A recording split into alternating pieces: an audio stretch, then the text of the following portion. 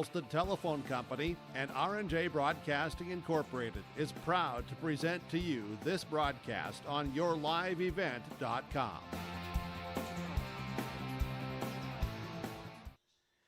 And a pleasant good Friday afternoon, and welcome to the weekend. This is our pregame show here today, brought to you in part by Irie Insurance, as we get you ready for the state semifinals featuring the 2 seed of Deluxe Burlington, Lewis and Clark, going up against the Hillsboro Central Valley Burrows in our first game here at the top of the hour. And then following that, it'll be the 1 seed of the Central Cass Squirrels going up against the 4 seed of the Beulah Miners. I'm Chase Miller. Thanks so much for tuning into our broadcast here today. We'll hear from Coach Corey Erickson and Coach Peggy Pearson coming up here in a few moments out of our starting lineups and the opening pitch. But let's recap what happened yesterday for both the Lakers and the Burrows to get to this point of the tournament. Deluxe Burlington, Lewis and Clark picked up a 5-2 win over Mayport CG. Sierra Yale went the distance, a one-hitter, 9 strikeouts, 2 walks, and drove in 2 runs for the Lakers in the 5-2 win. Hillsboro Central Valley hit 3 home runs thanks to Hattlestead and also Kinnelson in their 15-3 win over Velva Drake and a Moose. That's how these 2 teams got to this point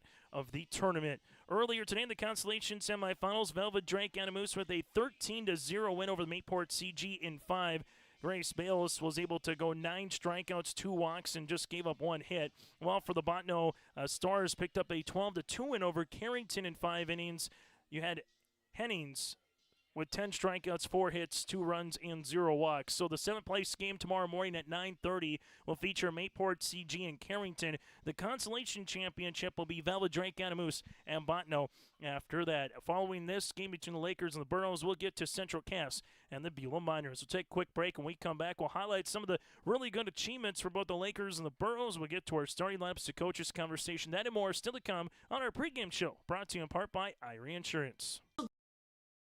Lumber, they want to be part of every stage of your building project from the ground up. Let them assist with planning your project timeline in a way that's affordable and efficient. Castleton Lumber has everything you need to get the look you love with windows, siding, roofing, and doors. From choosing the right materials to the finishing touches, you can count on the folks at Castleton Lumber. Stop in and talk with the crew today or call 347-4471. That's 347-4471.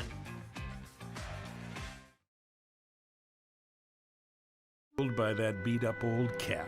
Its faded crown represents the tireless work of America's farmers and ranchers. Its sturdy brim, their dedication to providing our nation with a safe, affordable food source. So we'd like to tip our hat to them. Farmers Union Insurance, protecting those that protect America's food source. Visit with Ryan Opdahl, your local Farmers Union Insurance agent in Hillsboro.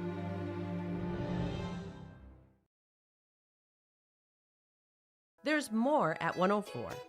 Hillsboro, North Dakota has everything you want in a hometown. Business opportunities, great jobs, and a top-notch school. Shovel-ready lots for your next idea. Great jobs in manufacturing, healthcare, and agriculture. An excellent education for your kids with small class sizes and lots of school spirit.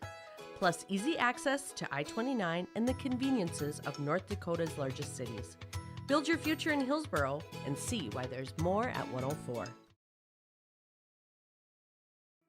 Goose River Bank is here for the communities we serve, building relationships that last a lifetime. Serving the strong Red River Valley and beyond, we are your neighbors, friends, and family, committed to providing everything from everyday personal banking to loans for your farm or business. Visit one of our locations in Mayville, Hillsboro, or Hatton, or reach out and we'll happily come to you. Because it's the neighborly thing to do. Goose River Bank. Strong bank, strong communities.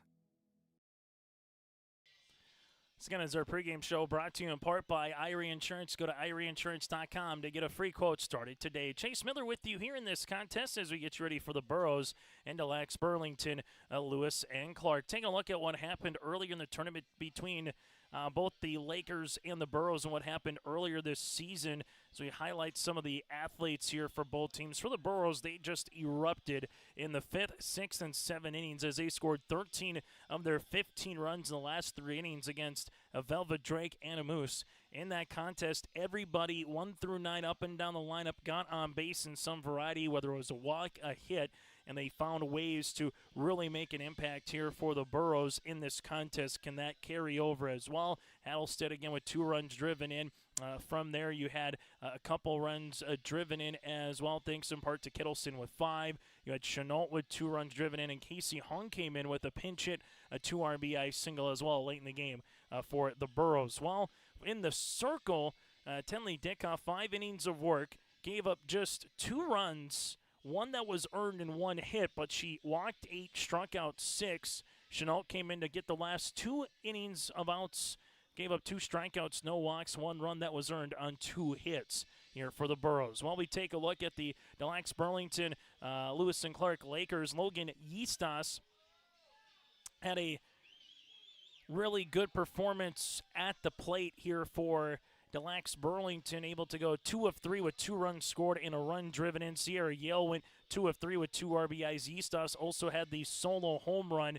And then from there, Piper Feller went 3 for 4 at the plate with a run scored and a run driven in. Sierra Yale was the difference in the circle, a complete Game 1 hitter with 2 walks and 9 strikeouts as well. Again, that was a look at some of the Lakers in terms of what they did. Earlier this season between the two clubs, Deluxe Burlington, Lewis and Clark did pick up a 9-5 win back on April the 25th in Minot. Sierra Yale went the distance in that game, a complete Game 7 hitter, 5 runs, 4 walks, and 11 strikeouts in that game. Piper Feller had a home run, 4 runs scored, and 4 runs driven in. Knudsen with 2 runs driven in and a home run for the Burrows. Then Chenault was the pitcher. Dickhoff did not pitch in that game, so Tenley will start here later today. It'll be the first time the Lakers have seen the Burrows, but that is just a note when it comes to the earlier matchup this season, in which the Lakers won by 4, 9-5 on April the 25th.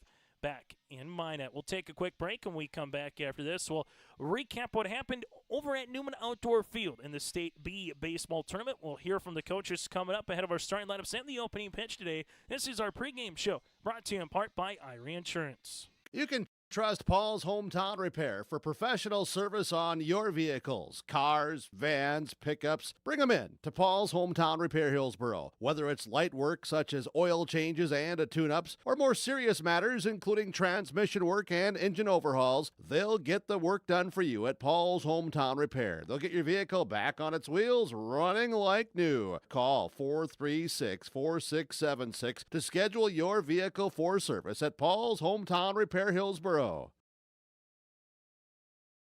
Halstead Telephone Company delivers fast broadband internet, telephone, and cable TV to residents in this region, including Halstead, Shelley, Neilsville, Climax, Fisher, Bigland, Gentilly in Minnesota, and Hillsboro, Caledonia, Gardner, and Argusville, North Dakota. Serving the area residents since 1904, Halstead Telephone continues to create a bright future for this region using 100% fiber optic technology.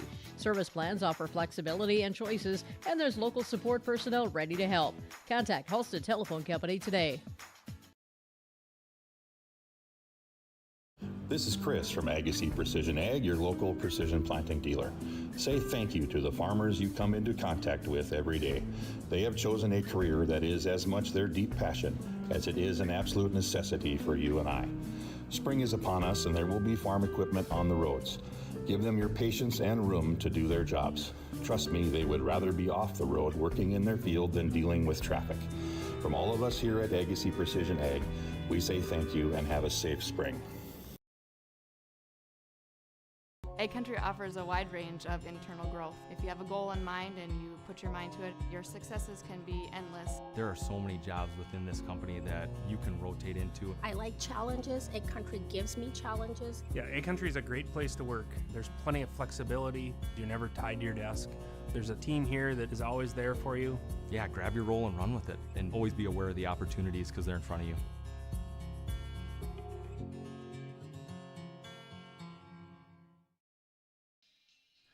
Earlier today at Newman Outdoor Field in a loser-out contest, Renville County going up against their opposition in Bishop Ryan. Bishop Ryan picked up the win over Renville County 11-7, so the Lions will play for the consolation baseball championship. The Muskrats will play for 7th. Shiloh Christian and rugby currently going on right now. Games later tonight at Newman Outdoor Field will feature Thompson going up against Northern Cass. We'll have that for you right here on YourLiveEvent.com. Scheduled pitch at 4:30 with our own Josh Boyko across the way at Newman Outdoor Field. And then following that will be Lemoore, Litchfield, Marion, Edgeley against Park River Area in the second semifinal round matchup. That again is the State B over at Newman Outdoor Field. From the State A baseball tournament, West Fargo Horse with a 11-1 win over Jamestown in a loser-out game. So the Hawks will play for the Consolation Championship in A.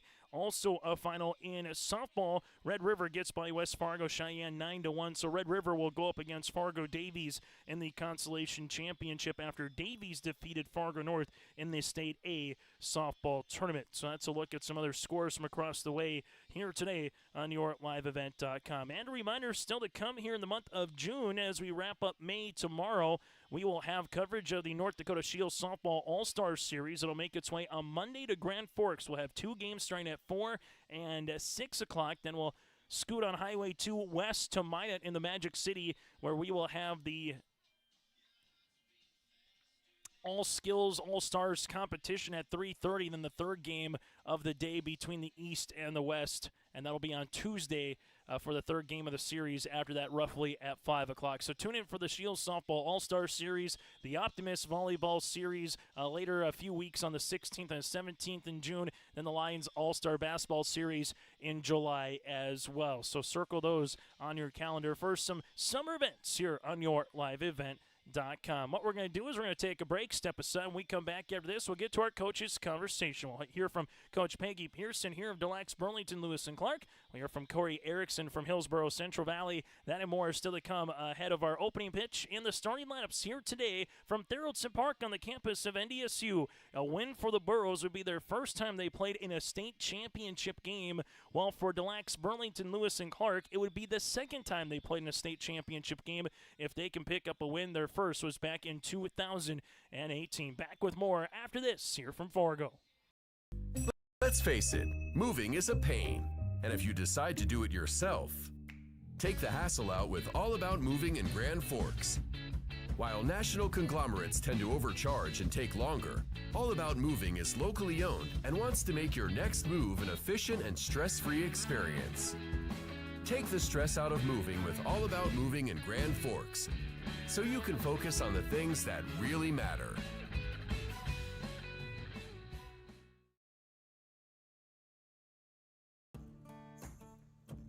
Treat yourself to a great career at American Crystal Sugar Company. Team up with quality people making quality products. Full-time and year-round in a stable business. With great pay and benefits including time off available from day one. American Crystal Sugar Company invests in you to promote your continued growth and career advancement.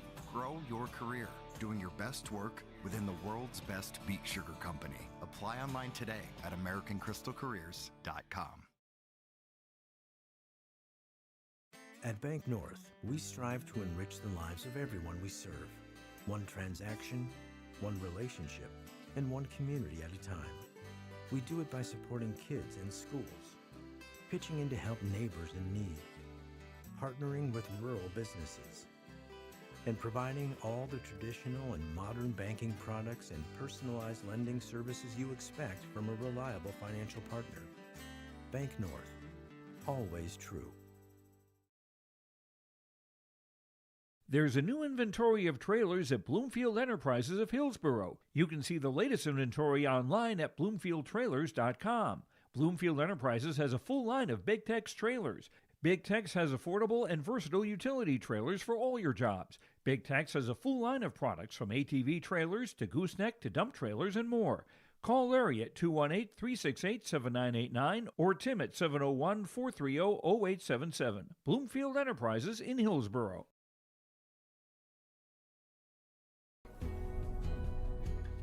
Rooted in the heart of our vibrant communities stands Brevera Bank, offering complete financial services for banking, wealth management, and insurance.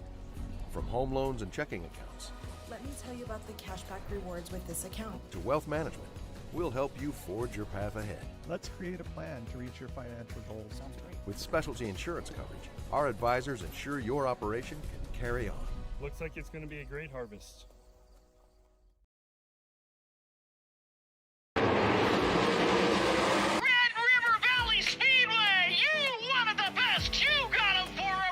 The Rumble on the Red, presented by Ellingson Companies and Gerdau Metals Recycling, is coming to West Fargo, North Dakota.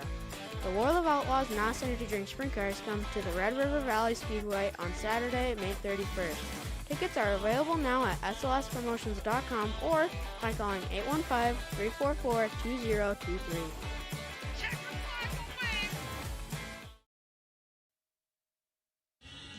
As we continue on our pregame show here today, brought to you in part by Irie Insurance, Deluxe, Burlington, Lewis, and Clark, and Hillsboro, Central Valley here. And our first of two state semifinals. Joining us here is Peggy Pearson here for the Lakers. Peggy, let's just recap the quarterfinals. Just what did you really like from your club's ability, especially right off the bat there against Mayport CG, to kind of jump on the Patriots and play with the lead after that first inning? Well, I think nerves played a part in the first inning, and then for us to answer after they scored a run, and then for us to answer with 4 runs, that was pretty big in my mind. That kind of set a tone for us. We kind of let the ball drop, if you will, a little bit with runners in scoring position. I was a little disappointed with that, but I can't be disappointed. We needed to take care of some of those opportunities, and it didn't happen, but we'll take a win anytime we can get one. And Sierra Yell, obviously a really nice performance in this circle. What is you hope to have her carry over here against this Burrow club that hit 3 home runs yesterday? Yeah, that's going to be our challenge today. I think she's got to move the ball and change some speeds, and just like I said, just keep them on their heels a little bit will be pretty critical. Yeah, I watched them yesterday, and they can hit the ball. So, yeah, we'll just see what we can do. A team that also you played earlier this season about a month ago in Minot. How much can you take from that particular game? I know Sierra also pitched for you guys in that one, a complete game, but how much can you take a month ago here, Peggy, to what the game is here, in late May? Nothing. Not a thing. I just look at everything has changed within that month. Those are good competitions to have, and I tell the girls, I said, we played them before, and everybody's 0-0 when we come to state tournament. And in a month's time, you can change a lot of things. So we're confident in that we've beaten them before, but we're not overconfident for sure. And so that's a feather in our cap, but they're playing pretty well. Logan Eastas, we mentioned about Sierra Yell, but what about Logan Eastas? I know she was able to barrel up a couple yesterday, but what's the one thing you want to see from a junior and also one of your leaders on your team going forward for the rest of this weekend here in Fargo? Yeah, Logan is one of our leaders, both on and off the field, and just a consistent performance from her. She gets us going. She's our leadoff hitter. She has been for, 3 years. And we like her there, and we just, our expectation is not any different than it has been. It's just she plays like she's capable, and we're going to be in good shape. Hey, Peggy, thanks so much for your time. Best of luck here today against the Burrows. Really appreciate it. Thank you so much. And again, Peggy Pearson joined us here from the Lakers. We'll continue on our pregame show after this. At Carrington Dental Care, they treat you like family. Meet Dr. Chaz Bauer and Dr. Jay Bauer, your friendly neighborhood dentists who care about your smiles. Join their family of happy patients. Whether it's routine checkups or cosmetic dentistry, they're dedicated to making your smile shine. Join the countless families who love coming to Carrington Dental Care, trusted by our community for years. Visit them online at thecarringtondentist.com or call 701-652-2801. Schedule your appointment today. At Castleton Lumber, they want to be part of every stage of your building project from the ground up. Let them assist with planning your project timeline in a way that's affordable and efficient. Castleton Lumber has everything you need to get the look you love with windows, siding, roofing, and doors. From choosing the right materials to the finishing touches, you can count on the folks at Castleton Lumber. Stop in and talk with the crew today or call 347-4471. That's 347-4471.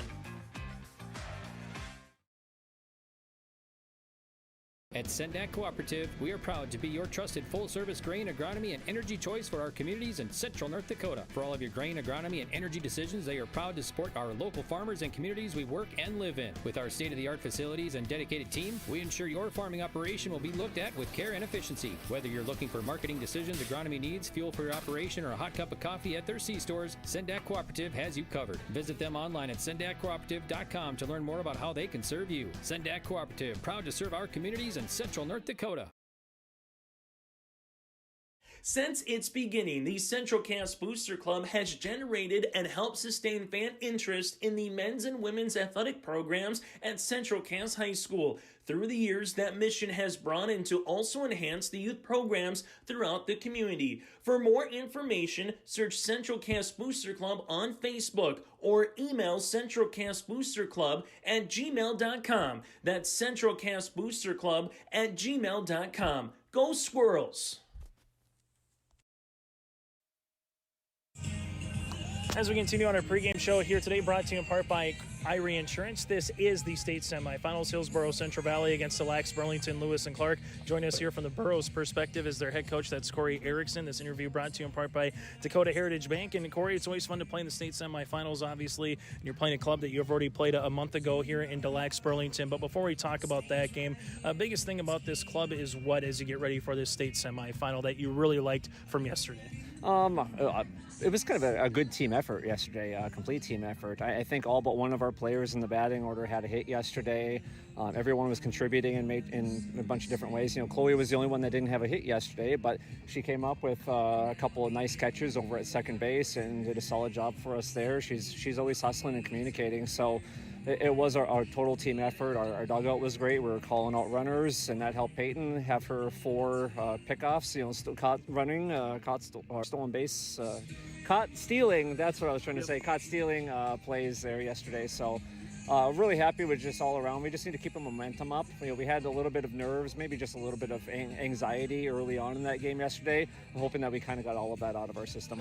And something to see. Tenley Dickoff obviously did a really nice job, but Kyle Chenault came in and gave you some good quality innings as well. So what's the combination play here today in the circle for you going forward, Corey? Yeah, you know, Tenley had 9 walks yesterday. She had, I think, 6 or 7 strikeouts as well in 5 innings. She threw 99 pitches. You know, she didn't have her best command yesterday, but she made enough pitches, and we made enough plays behind her to limit them to only 3 runs for that whole game, 2 while she was in the circle. Then Kai, she came in and shut the door for us. So we're going to start with Tenley again today, see what she can give us, you know, see how she's feeling today. I'll have Megan Ensign and Kaya Chenault ready to go just in case, something happens. They haven't seen Tenley. When we played them earlier this season, we had Kaya start that game, then Megan came in relief a little bit later on. So just going to throw the whole kitchen sink at them, see what sticks today. Is there anything you can take away a month ago up in Minot when you played Lax, Burlington, Lewis, and Clark? Or is it just, maybe their players like something that's up in the zone, low in the zone? How much as a coach do you remember, or can you take anything away a month ago at that point in the season, Corey? You remember a few things from that game, but again, everything is kind of thrown out the door once you get to the state tournament. It's been a month, or over a month since we last saw them. Their number 1 and number 3 hitters did a lot of damage to us when we played them. I think most of their RBIs came from those 2 players. We lost 9-5 in that game, but we were also kind of in a little bit of a hitting slump at that point too. We were able to do some good things against them. So we're just hoping that our offense comes alive early and gives us some breathing room here today. Final thing for me, Corey, biggest thing for 7 innings of softball, what does this team need to do to get to your ultimate goal here tomorrow afternoon? Play 7 innings of softball. That's the biggest thing. Good competitive at bats, not swinging at a bunch of junk, swinging at our pitches, swinging at good pitches to hit. Defensively, just relax and again, we really don't need to focus so much on what they do. We need to focus on what we do. If we can play our game and play to the best of our ability, I feel like we can play with anyone in the state, but it's going to take a total team effort for 7 innings today. Corey, good to see you again. Best of luck here today against the Lakers. Thank you so much. Again, from the Burrows perspective, that's the head coach, Corey Erickson. This interview brought to you in part by Dakota Heritage Bank. We're back with more on the north side of Fargo.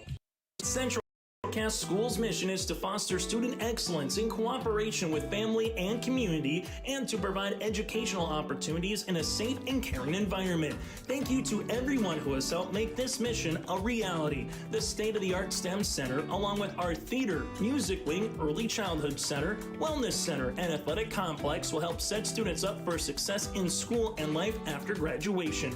They wish everyone at Central Cass good luck this year with their academics and activities. Growers, prepare your fields and yields against the wet conditions for 2025 and beyond with a drain tile project from Chad's Excavating out of Mayville. Drain tiling will improve and increase your yields and land values for years to come. Chad's Excavating provides free, detailed estimates, and with over 40 years of combined success, they provide professional installation and service. Call Chad today to prepare for your future and any questions that you might have. That's Chad's Excavating out of Mayville, helping farmers grow. The City of Hillsboro invites you to make Hillsboro your home. If you're looking for a new home or a job, check out the opportunities in Hillsboro and see what the community can offer you and your family. Enjoy a quality family life with community, education, church, entertainment, and more. For all neighbors and those driving through the region, we welcome you to come and shop with the businesses in Hillsboro. If you have questions related to services available in the City of Hillsboro, contact the Hillsboro City Office at 701-636-4620. And those interviews brought to you in part by Dakota Heritage Bank, sharing their heritage and their future with locations in North Dakota and Minnesota. Go to dhb.bank. That again is dhb.bank.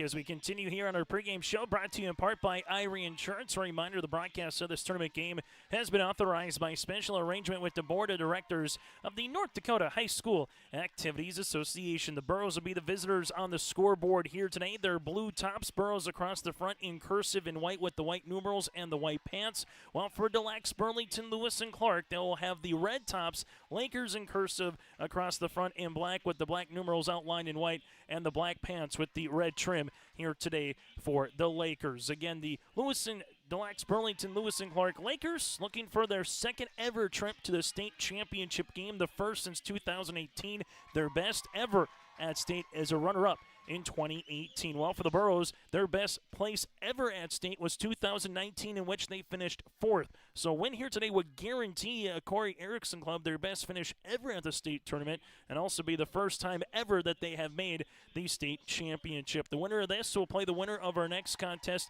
in the championship tomorrow at 4:30. It'll be Central Cass, the 1 seed, against the 4-seeded Beulah Miners, and we will have that game for you here on yourliveevent.com following the conclusion of this one between the Burrows and the Lakers. Central Cass is looking for their 7th title in program history. One for the Beulah Miners, they're in search of their 2nd championship in program history. Here for the Beulah Miners, we'll get to that just in a few, maybe an hour and a half, 2 hours from now. Earlier today, one more time, Velvet drank Moose with a 13-0 win over the Mayport CG Patriots in the consolation semifinals, and Botno also winners in 5 innings over Carrington, a final of 12-2. 7th place tomorrow morning on yourliveevent.com. Mayport CG against Carrington. Consolation championship after that with Velvet drank Moose and Botno for the 5th place game. That does it for our pregame show, brought to you in part by Irie Insurance. Get the insurance protection you want with the customer service that you deserve at Irie Insurance. Go to irieinsurance.com to get a free quote started today. We're back with a starting lineup and the opening pitch next from Theraldson Park. Your family farm has been adapting to challenges in the field for generations. Taupe Insurance is here to help you weather the storm when those challenges arise. Visit with Taupe Insurance today about a quote or review of your policies. Taupe Insurance offers coverage on your farm's assets, crop, and hail insurance, plus home and auto, commercial, and life insurance. Stop in for a visit today at their office in Castleton, or give Taupe Insurance a call at 701-347-4045. Come make pasta with us. Combine your love of North Dakota and agriculture with a great career at Dakota Growers.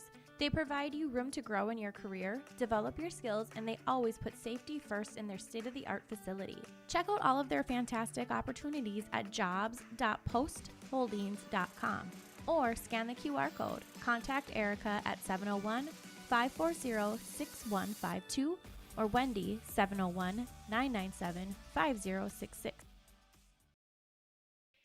as we get you ready for our starting lineups, brought to you in part by American Crystal Sugar Company. Live the sweet life with great careers, quality products. Go to crystalsugar.com. Again, that is crystalsugar.com. For the Burrows, they'll go like this. Peyton Quam, a senior catcher, followed by Kittleson, the senior shortstop. From there, Kritzberger, Santa, the junior center fielder, with Hattlestead, the senior third baseman, batting cleanup. Alexis Iverson, the freshman right fielder, batting fifth, with Kaya Chenault, the junior designated player, batting sixth.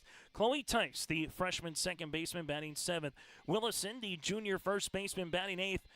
Jelmstead, the sophomore left fielder, batting ninth, and in the flex spot and pitching in the circle is Tenley Dickoff, here the eighth grader for Hillsboro Central Valley. Again, Quam, Kittleson, Kritzberger, Hattlestead, Iverson, Chenault, Tice, Williston, and Jelmstead here for the Burrows. Well, for the Lakers, Rosencrans in left field with Feller in center. Smith is in right with Shep at first base.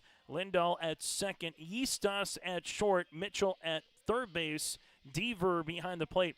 And Sierra Yale will be in the circle here today for the Deluxe Burlington Lewis and Clark Lakers. Again, that is our starting lineups, brought to you in part by American Crystal Sugar Company. Live the sweet life with great careers, quality products, grower owned. Go to crystalsugar.com.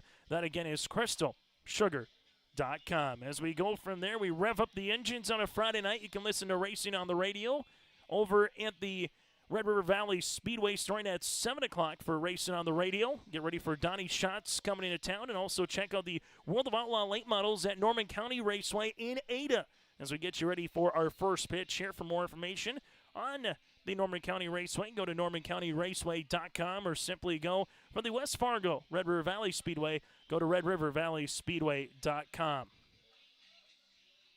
For the Burrows, Peyton Quam coming off a 2 of 4 performance with 3 runs scored, a walk and a strikeout here for Hillsboro Central Valley. While for Sierra Yale coming off a 7-inning performance where she gave up just 1 hit, 2 runs, 1 that was earned, 2 walks and 9 strikeouts. Yale with a 1.92 earned run average coming into the state tournament here for Deluxe Burlington Lewis and Clark. Opening pitch here going to be just after the 4 o'clock hour, as the Lakers will be taking the infield outfield first. So the Burrows will have their first opportunity here against Yale in the circle. Yesterday here for Hillsboro Central Valley, the Burrows were able to put 15 runs up. They trailed early 1-0 after an inning against the Aggies. Tied it at 1, took a 2-1 lead after 3. The Aggies tied it up in the 4th at 2.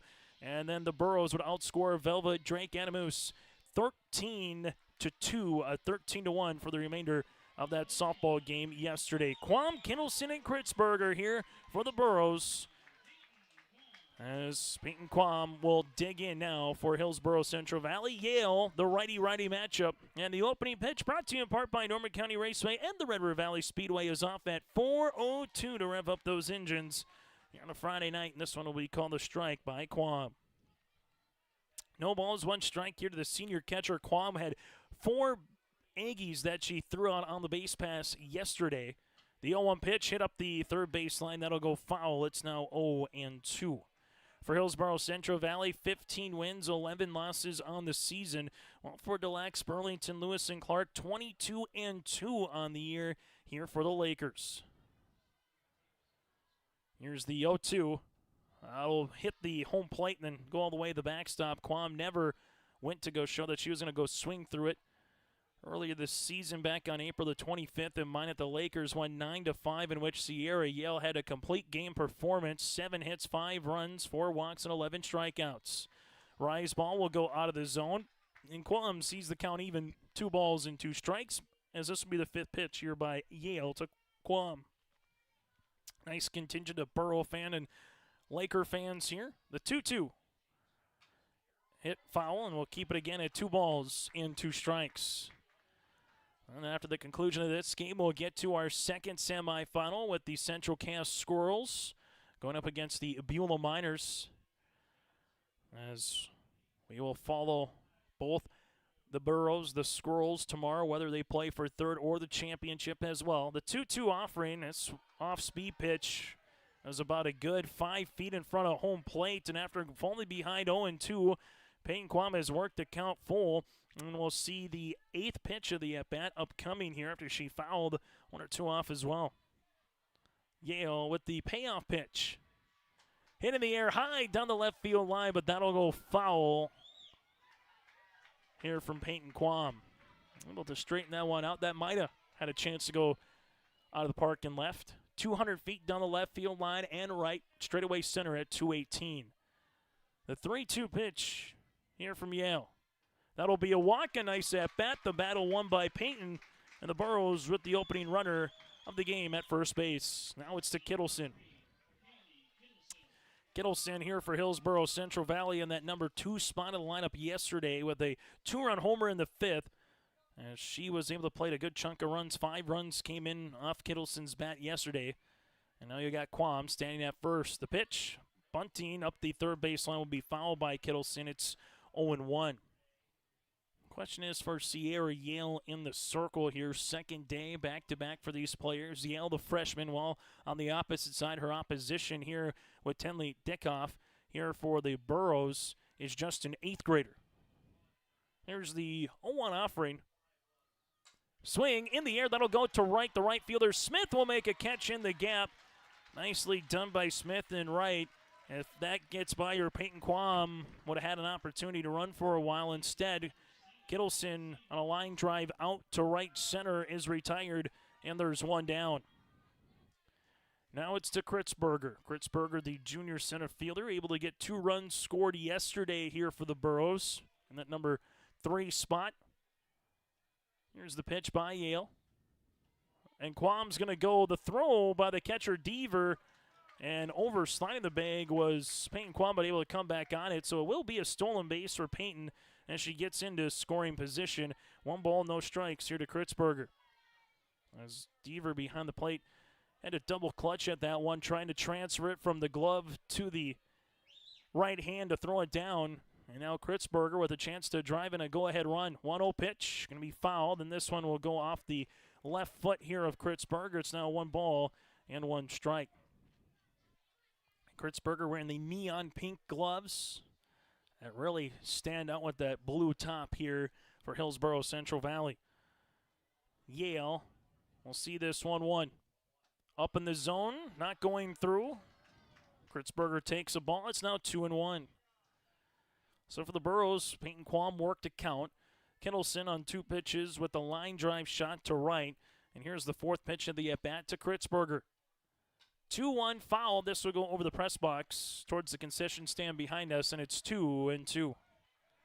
Overcast skies. The sun has been peeking through the clouds throughout the majority of the morning into the afternoon here from Theraldson Park.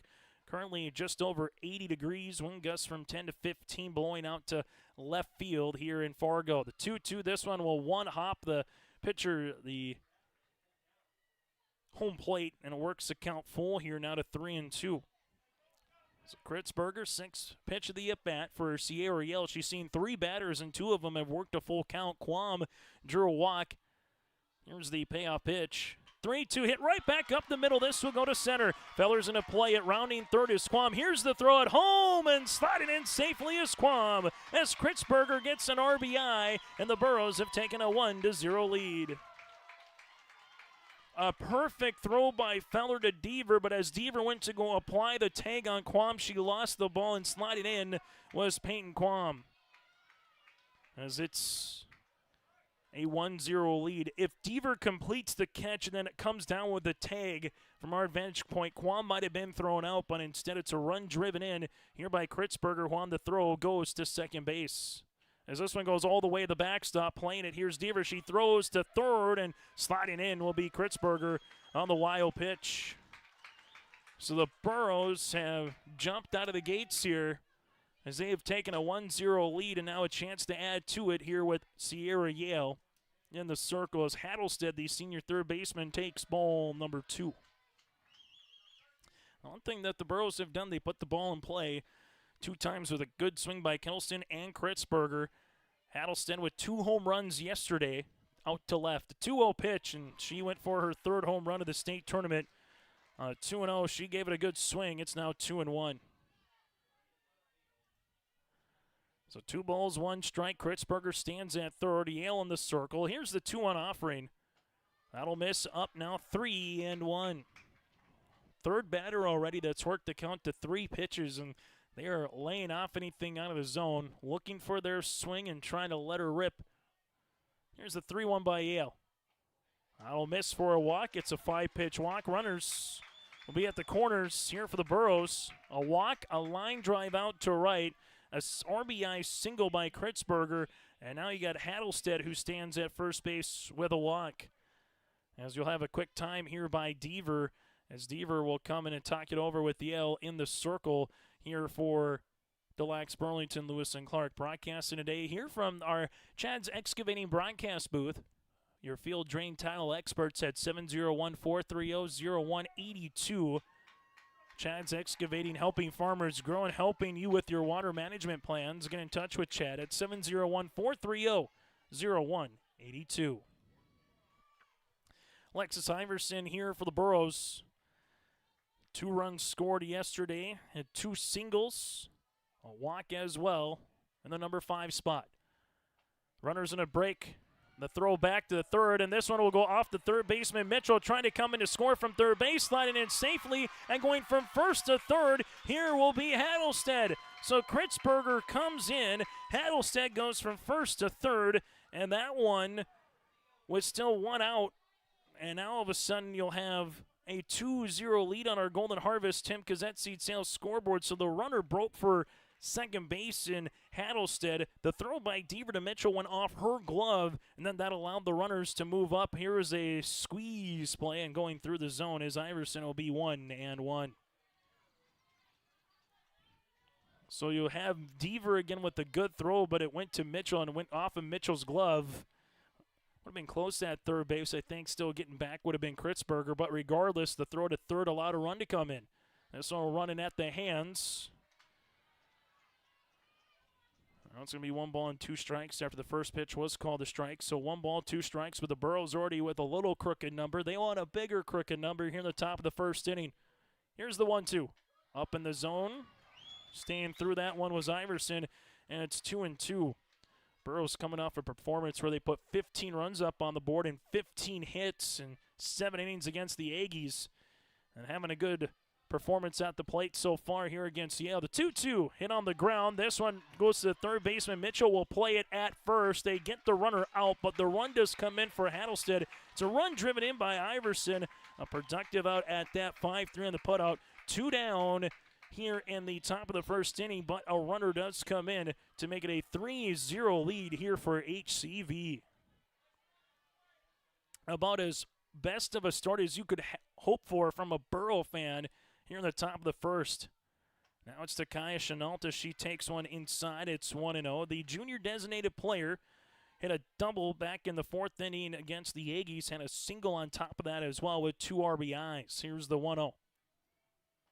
That'll miss low, and that's the one thing Corey mentioned, that it will be actually a delayed strike call, so it's 1-1. Coach Corey Erickson mentioned in our pregame show that was the definition of a team win against the Aggies yesterday. The 1-1's going to be hit on the ground. This will be a foul ball, as it's going to be 1-2. So foul ball on the play. As playing that one was Mitchell in on the bag at third. It was a fair foul ball. If Mitchell would have played it in fair territory, that would have been another base runner here, but this one will be a soft line off the glove of Lindahl and into center field as Kaya Chenault will reach base here for the Burrows. Put the ball in play, good things will happen, and that's what HCV is doing here. Mind you, the Burrows have done this, and that's their... See if they give that a hit or an error. They're going to give that one an error off Lindahl as it hit her on the glove on the run. They've done this with just 1 hit in the game so far here in the first. Now it's to Tice. Tice, a little swinging bunt there, will hit it foul. It's 0-1 for the freshman second baseman. 7 batters here in the inning so far for Hillsboro Central Valley. Tice did have a nice sacrifice bunt yesterday. Walk with a run scored as well. Hit a single where Casey Hung came in, and when the game was already on ice, Casey Hung came in her spot and hit a 2 RBI single. It's 1 ball and 1 strike. If you're Corey Erickson, you got to like the approach so far by your batters. Chasing, they're not chasing too much on the zone. They know where that zone is, and they're looking to put one in play as this one is foul. It's now 1-2. A game that started back at 4:02, already 12 minutes old here in the top of the first inning. Sierra Yale looking for her first strikeout. 1-2 foul back. We'll keep it at 1-2. Now for the Lakers against Mayport CG. They got down in the first inning yesterday, but it was just a 1-0 game. Then bottom of the fourth inning, they put bottom of the first inning, they put 4 runs up against Mayport CG yesterday. As this one, one hop the catcher Deaver. It's now 2-2. So the Lakers have been in this spot already in the state tournament, down after a half inning. But this will be a little bit more of a challenge. Instead of down by 1, at least down by 3.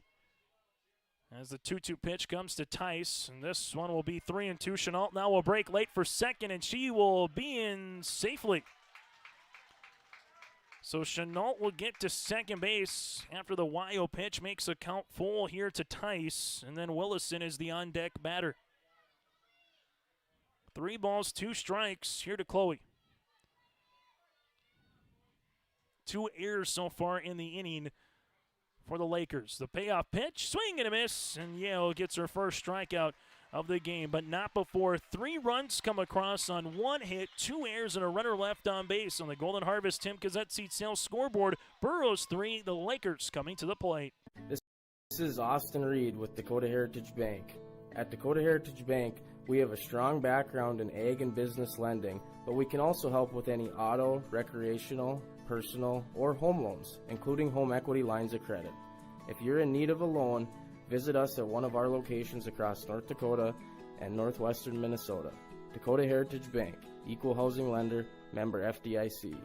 Dakota Heritage Bank, sharing our heritage, sharing our future.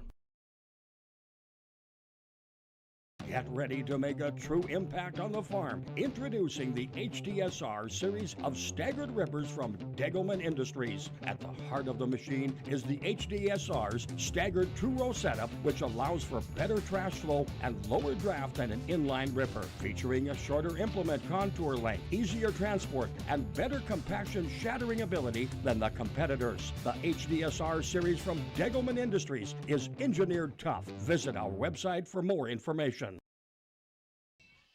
Chase Miller with you here, bottom of the first inning on yourliveevent.com. 3 runs across for the Burrows as we take a look at the starting lineup here for Des Lacs, Burlington, Lewis, and Clark.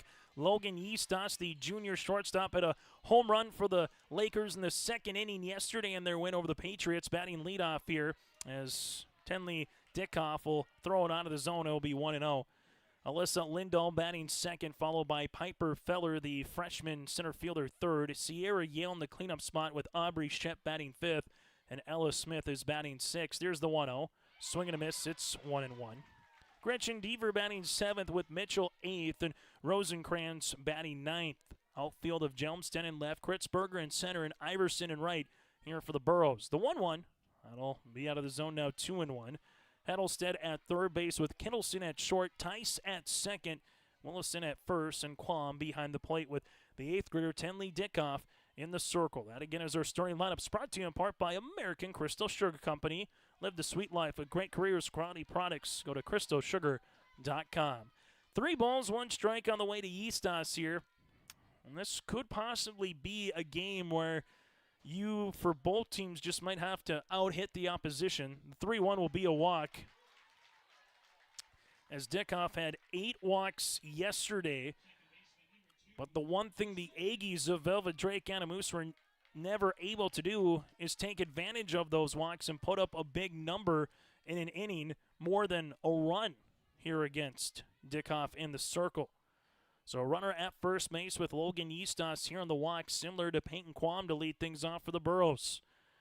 As this will go off the glove of Quam on the YO pitch, as having to come out of her crouch was Quam, as they were looking to bunt there with Lindahl, but that'll make it 1-0, and scampering to second base will be Yeastas.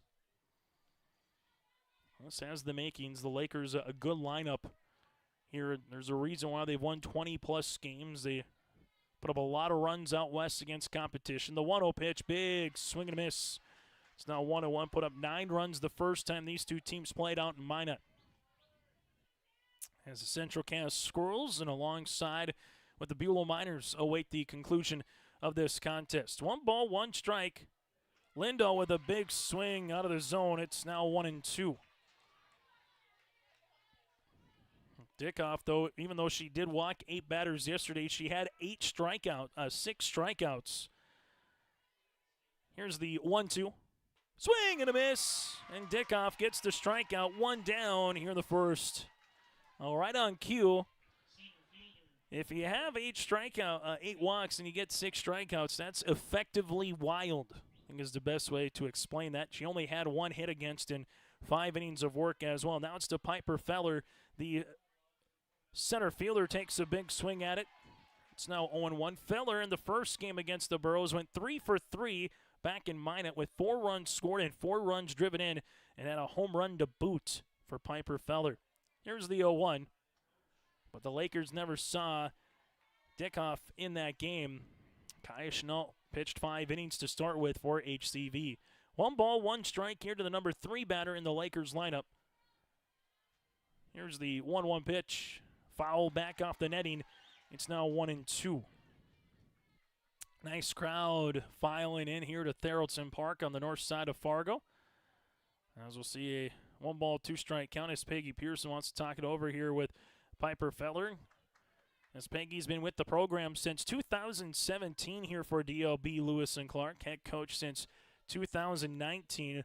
It's been 8 consecutive years that the Lakers have found themselves to a state tournament. Last year finishing 5th place over Thompson in Jamestown. They went 2-1. Their 1 loss to the state champs of Kindred Richland. Here's the 1-2. Swing and a miss out in front. Pulling the change up there is Dickoff. Back-to-back strikeouts, and there's 2 down here in the first. So after a walk and a wild pitch, Logan Eastos stands at second. Now it's Sierra Yale. Yale, a very dangerous hitter here in this lineup for the Lakers.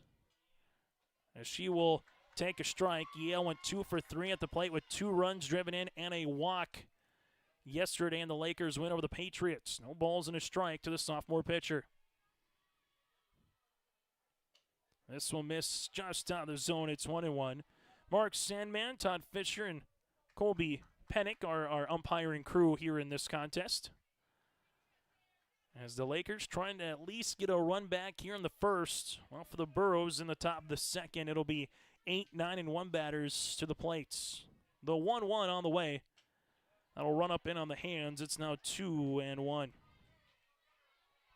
State Class B softball tournament here in Fargo, North Dakota this season.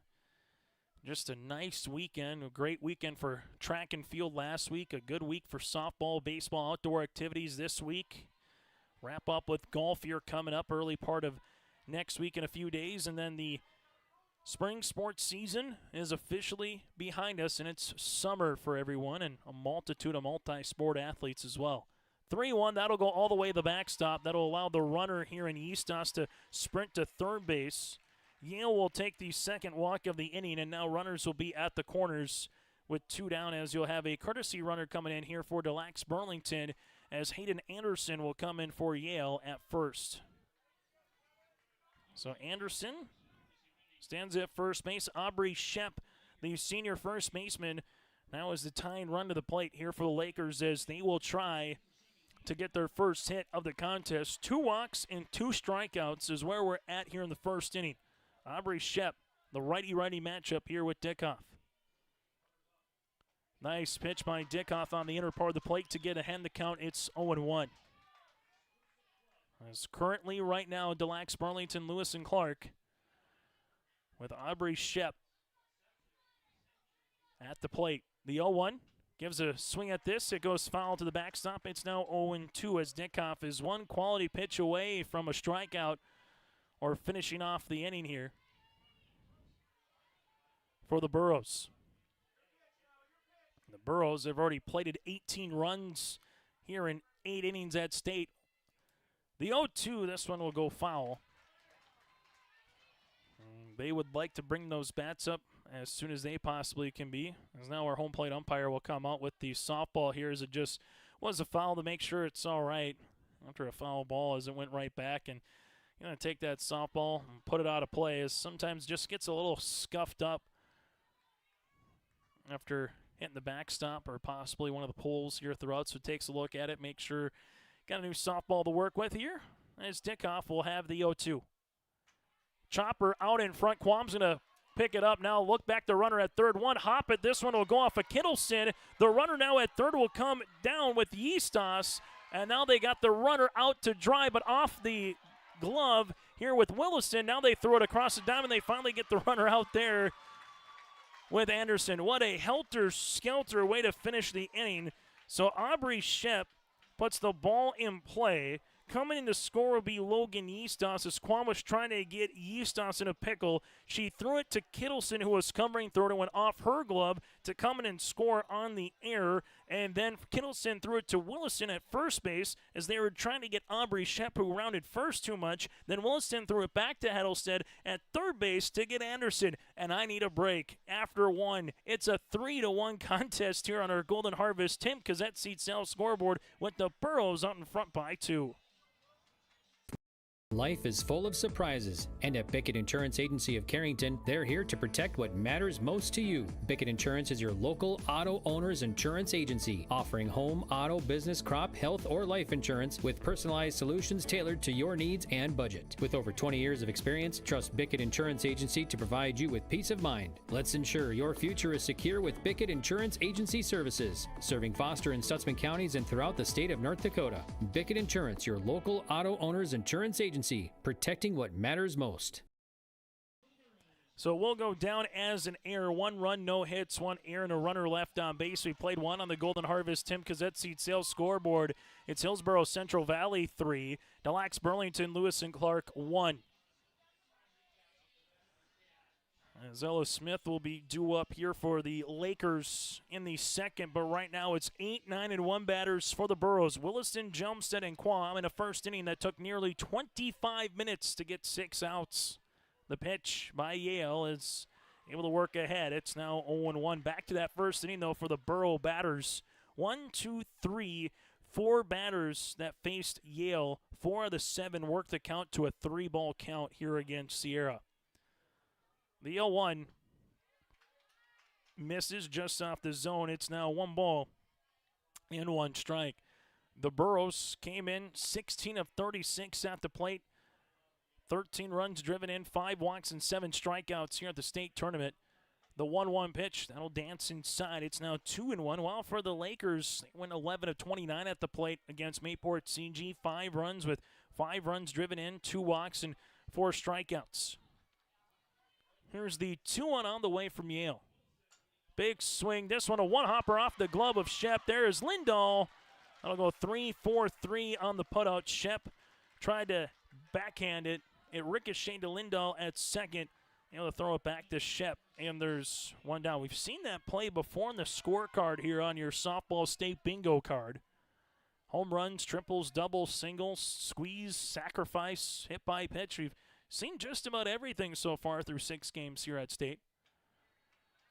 As this will work outside here to Jelmstead. The sophomore left fielder, now 1-0.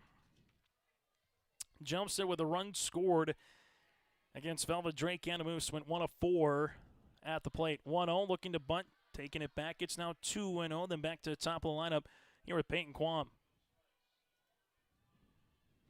It has that kind of a feeling for both of these teams, understanding the situation of what a win would bring you. 2-0 pitch in there for a strike. For the Lakers, 2018 finished as runner-ups at the state tournament as they lost to the Central Cass Squirrels. The 2-1 is fouled. It's 2-2. They have not made it back to a state championship game since, and this was their first semifinal since 2021. For the last 3 years, they have lost consecutively in the quarterfinal round. Well, for the Hillsboro Central Valley Burrows, made it to this round back in 2019. 2-2 is fouled off. Trying to make it to their first state championship game in program history if they can find a way to get a win here over the Lakers.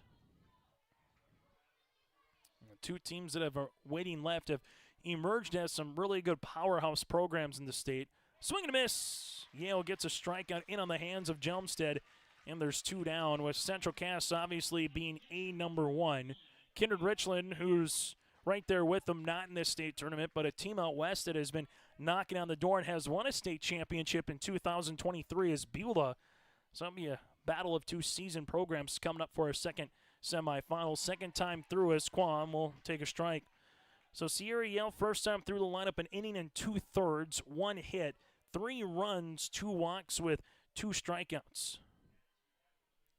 There's the 0-1 to Quam. Quam hits this one. That'll go foul over the press box. It's now 0-2. No balls, 2 strikes on the way here to the senior catcher. The Sierra Yale looking for a tidy 1-2-3 here in the second. The 0-2 off speed. Quam able to hit this one. A fly ball to left field. Rosencrantz will glove it as she has to fight the Western Sun, and that'll retire the Burrows here in the second inning. 4 straight batters retired by Yale as we head to the bottom of the second. On the Golden Harvest Tim Cassette Seed Sales scoreboard, Hillsboro Central Valley up by 2. At Enbridge, we're focused on relationships. 23 Canadian First Nation and Métis communities now own an equity stake in Enbridge Athabasca Pipelines. In Minnesota, Enbridge has spent $450 million and counting with Native-owned companies and in wages to tribal members working on Line 3. Every day brings new collaborations, partnerships, and possibilities. Learn more at Enbridge.com. At Gar Dental Center, dentistry is about people first. They're proud to offer exceptional care to Carrington and the surrounding areas. Meet Dr. Gar and Dr. Sam and their dedicated team of dental professionals. Gar Dental is your home for dental implants, along with a wide variety of services, including guided biofilm therapy. Their experienced dental team is here to ensure you smile with confidence. Visit them at gardental.com or call 701-652-2300 to schedule an appointment today. See you soon.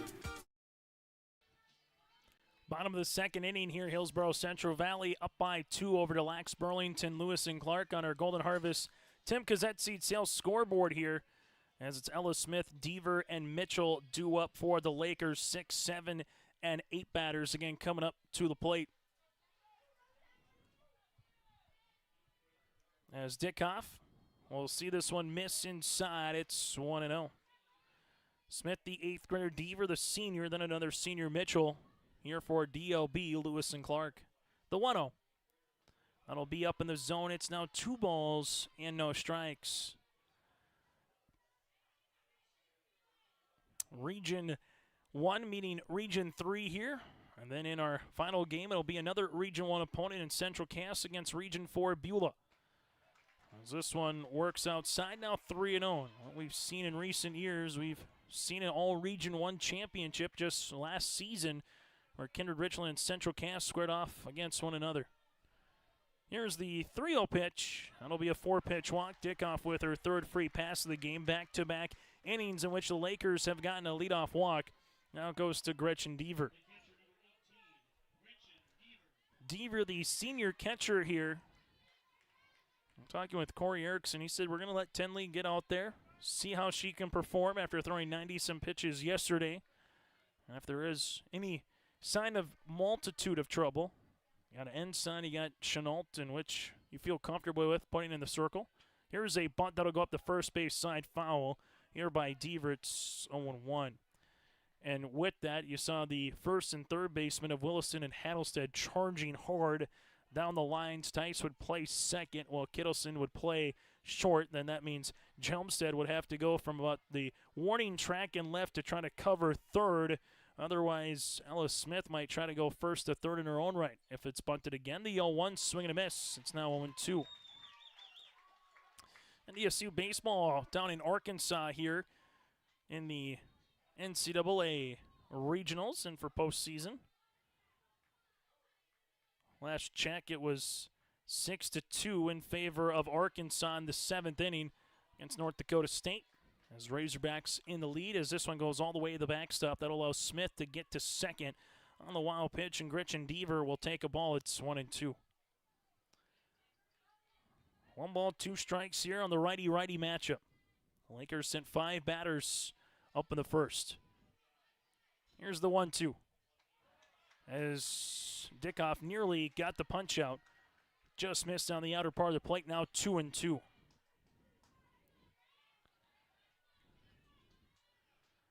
Two balls, two strikes here to Deaver as Smith stands in scoring position. 2-2 pitch up in the zone and chasing it is Deaver as Tenley gets her third strikeout. One down here in the second. Now it's Elizabeth Mitchell, the senior third baseman. So an inning in the third. No hits, 3 walks, 3 strikeouts. The pitch in there for a strike. It's 0-1. Able to work ahead now on Mitchell as she did on Deaver here for Hillsboro Central Valley's Tenley Dickoff. The 0-1. That'll be out of the zone. 1 ball and 1 strike. Josh Boyko on the call of Thompson and Northern Cass in the state semifinal at Newman Outdoor Field. Also on yourliveevent.com for audio-only coverage as that game is into the top of the first inning. Just getting underway. Swing and miss. Now 1-2 as the winner will make their way to the championship tomorrow night. We will follow Northern Cass and also Thompson tomorrow for the third place and championship game over at Newman Outdoor Field. 1 ball, 2 strikes here to Mitchell. 1-2, that'll miss inside. Now 2-2.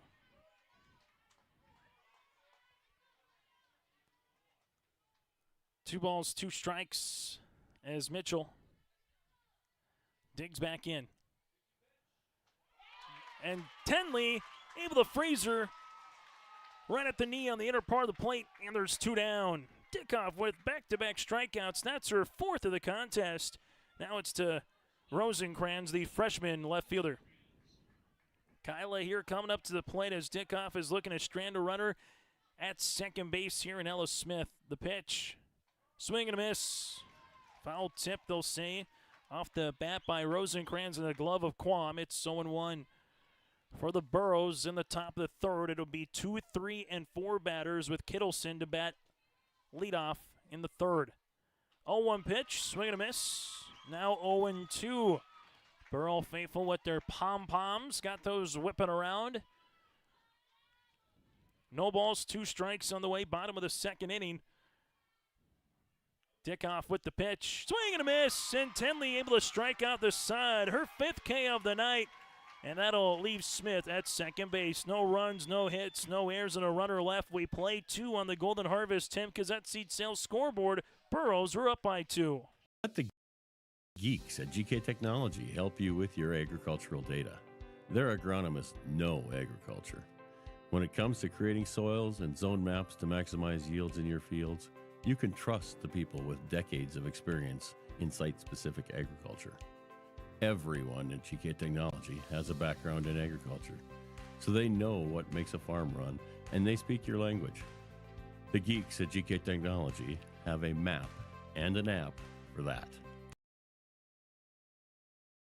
Great Plains Fireworks and Sports Collectibles Hillsboro. Fireworks and sports stuff in the same store? That's right. Great Plains Fireworks and Sports Collectibles Hillsboro. Come in and browse the sports cards and memorabilia and fireworks at the same time. Unopened packs and boxes of cards plus pre-owned cards as well. Bring the kids along and have them try out the skee ball and foosball table while you browse jerseys, hats, and other items. Call anytime, 701-436-6140. Great Plains Fireworks and Sports Collectibles in Hillsboro.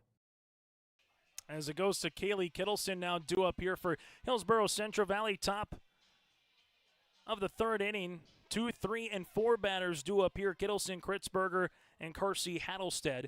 As this one will be called a strike. It's 0-1 as we get to our in-game update, brought to you in part by Farmers Union Insurance, Ryan Opdahl Agency in Hillsboro, 701-436-5777. Here's the 0-1 offering by Yale. Swing, hit down the left field line, foul. Now 0-2. If you're just joining us, the Burrows put 3 runs up in the first inning, 3 runs, 1 hit. There were 2 Laker errors and a runner left on base. Quam, Kritzberger, and Hattlestead all came in to score. The Lakers answered with a run of their own then in the bottom of the first inning, and that's where we have the 3-1 game right now as this one works inside. It's 1-2, and also still to come the 1-seed Central Cass and the 4-seed Beulah Miners. I'll have that for you right here on yourliveevent.com. In-game update brought to you in part by Farmers Union Insurance right up in downtown Hillsboro. Here's a fly ball that's got a little juice to it, but dying then once it got in the gap to left center field as Feller able to cut it off. That was about 3, maybe 4 steps, if that, in front of the warning track. Allowed out number 1 as Kittleson is retired here in the 3rd. Now it goes to Kritzberger. Kritzberger with a single, a run driven in, and a run scored here for the Burrows. She will take one inside. It's 1-0. Now for Sierra Yell, she has retired the last 5 batters here against the Burrows, and 6 of the last 7. There's the 1-0 offering on the way to Kritzberger. That'll miss. Now 2-0. Burrows had to beat the state champs twice to get here through the Region 1 softball tournament of the Kindred Richland Vikings. 2-0, that'll miss. It's now 3-0. And the state qualifying game for the Burrows, a 14-6 win over Kindred Richland, while for Des Lacs, Burlington, Lewis, and Clark, they earned their spot to state with the Region 3 title over Botno, 8-6. It'll be a 4-pitch walk. Kritzberger will take first base. It'll be the 3rd free pass by Yale. And the Burrows with a runner on here in the 3rd. Now it goes to Carsey Hattlestead, who earned a walk with a run scored back in inning number 1. Runner at first base again is Kritzberger. Sierra Yale with the pitch.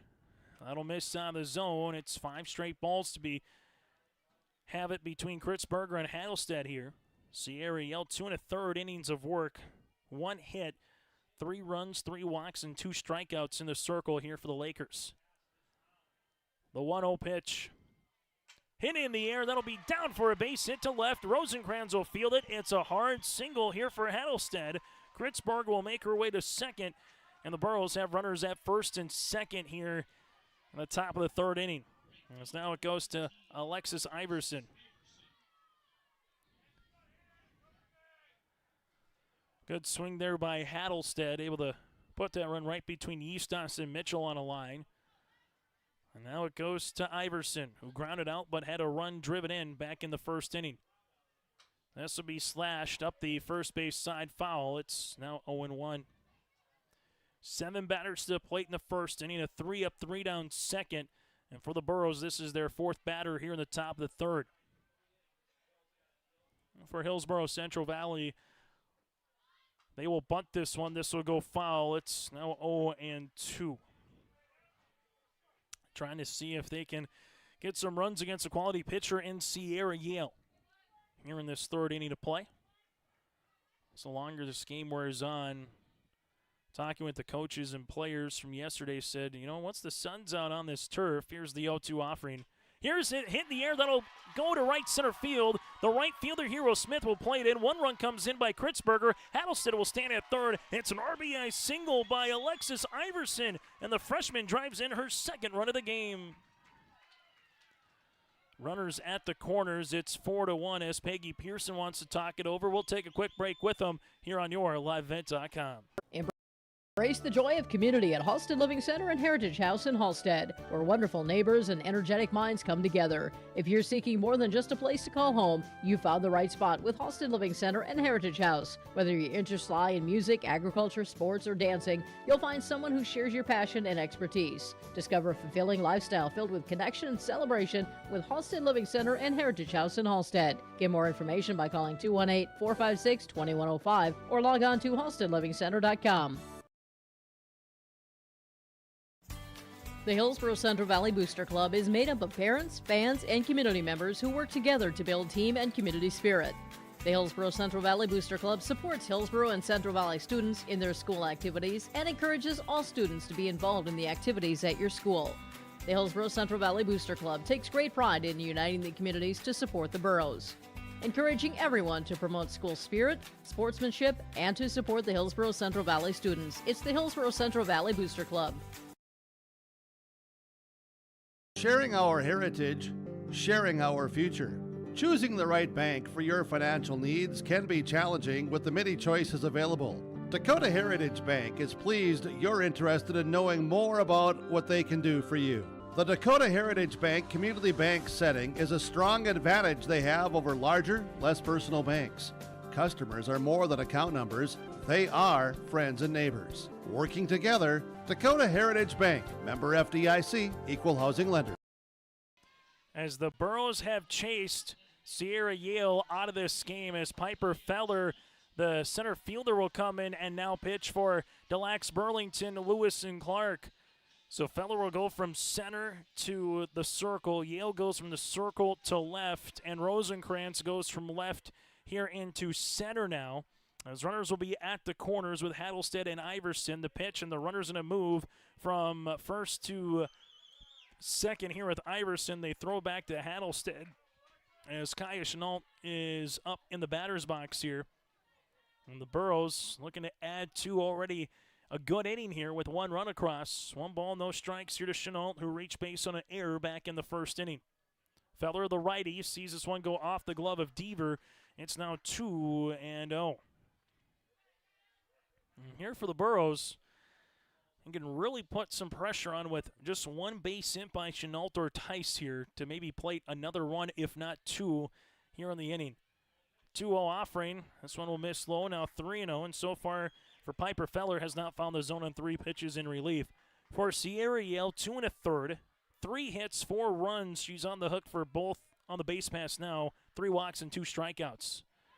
3-0, called the strike, now 3-1. Again, a pitcher who had a 1.92 earned run average coming in, and the Burrows have chased her in this game. 3-1, that'll be out of the zone. Kai Chenault will take the walk. Bases full of Burrows here in the top of the third. As you will see now, Chloe Tice. For Feller, looking for a strikeout, looking for an out. That's either a pop-up in the infield or a ground-out variety here. All for Tice, looking to keep the line moving in the third. Pitch by Feller, out of the zone goes Deaver. 5 pitches that have been now out of the zone on 6 attempts here by Feller. 4 straight batters have reached here. A walk by Kritzberger came in to score, a single by Hattlestead, and a single by Iverson, and a walk by Chenault. 1-0 fouled back. It's now 1-1. I was saying before I went to break in the when they made the switch, you just kind of have a feeling for both these teams, understanding the magnitude of this particular game, what this can do potentially historically for your program. The 1-1 is in there for a strike. It's now 1-2. Over the Burrow team, have been finding ways to barrel the ball up here throughout the postseason. Here's the 1-2 offering. That'll miss out of the zone, now 2-2. Scored 15 runs against the Pirates. Scored 8 runs against Kindred Richland, 14 runs against Kindred Richland, and lost 12-2 against Central Cass. Here's the 2-2. Swing and a miss. Tice gets struck out for her second time. Feller gets her first. And now it's to Willison, the junior first baseman. The Lakers are trying to minimize the damage here in the 3-1. 7th batter coming up here for the Burrows. Willison laces one up the first base side foul. It's 0-1. For the Lakers, bottom of the 3rd inning, be the top of the lineup. Logan Yeastas, Alyssa Lindahl, and Piper Feller due up here for the Lakers. The 0-1 pitch from Feller.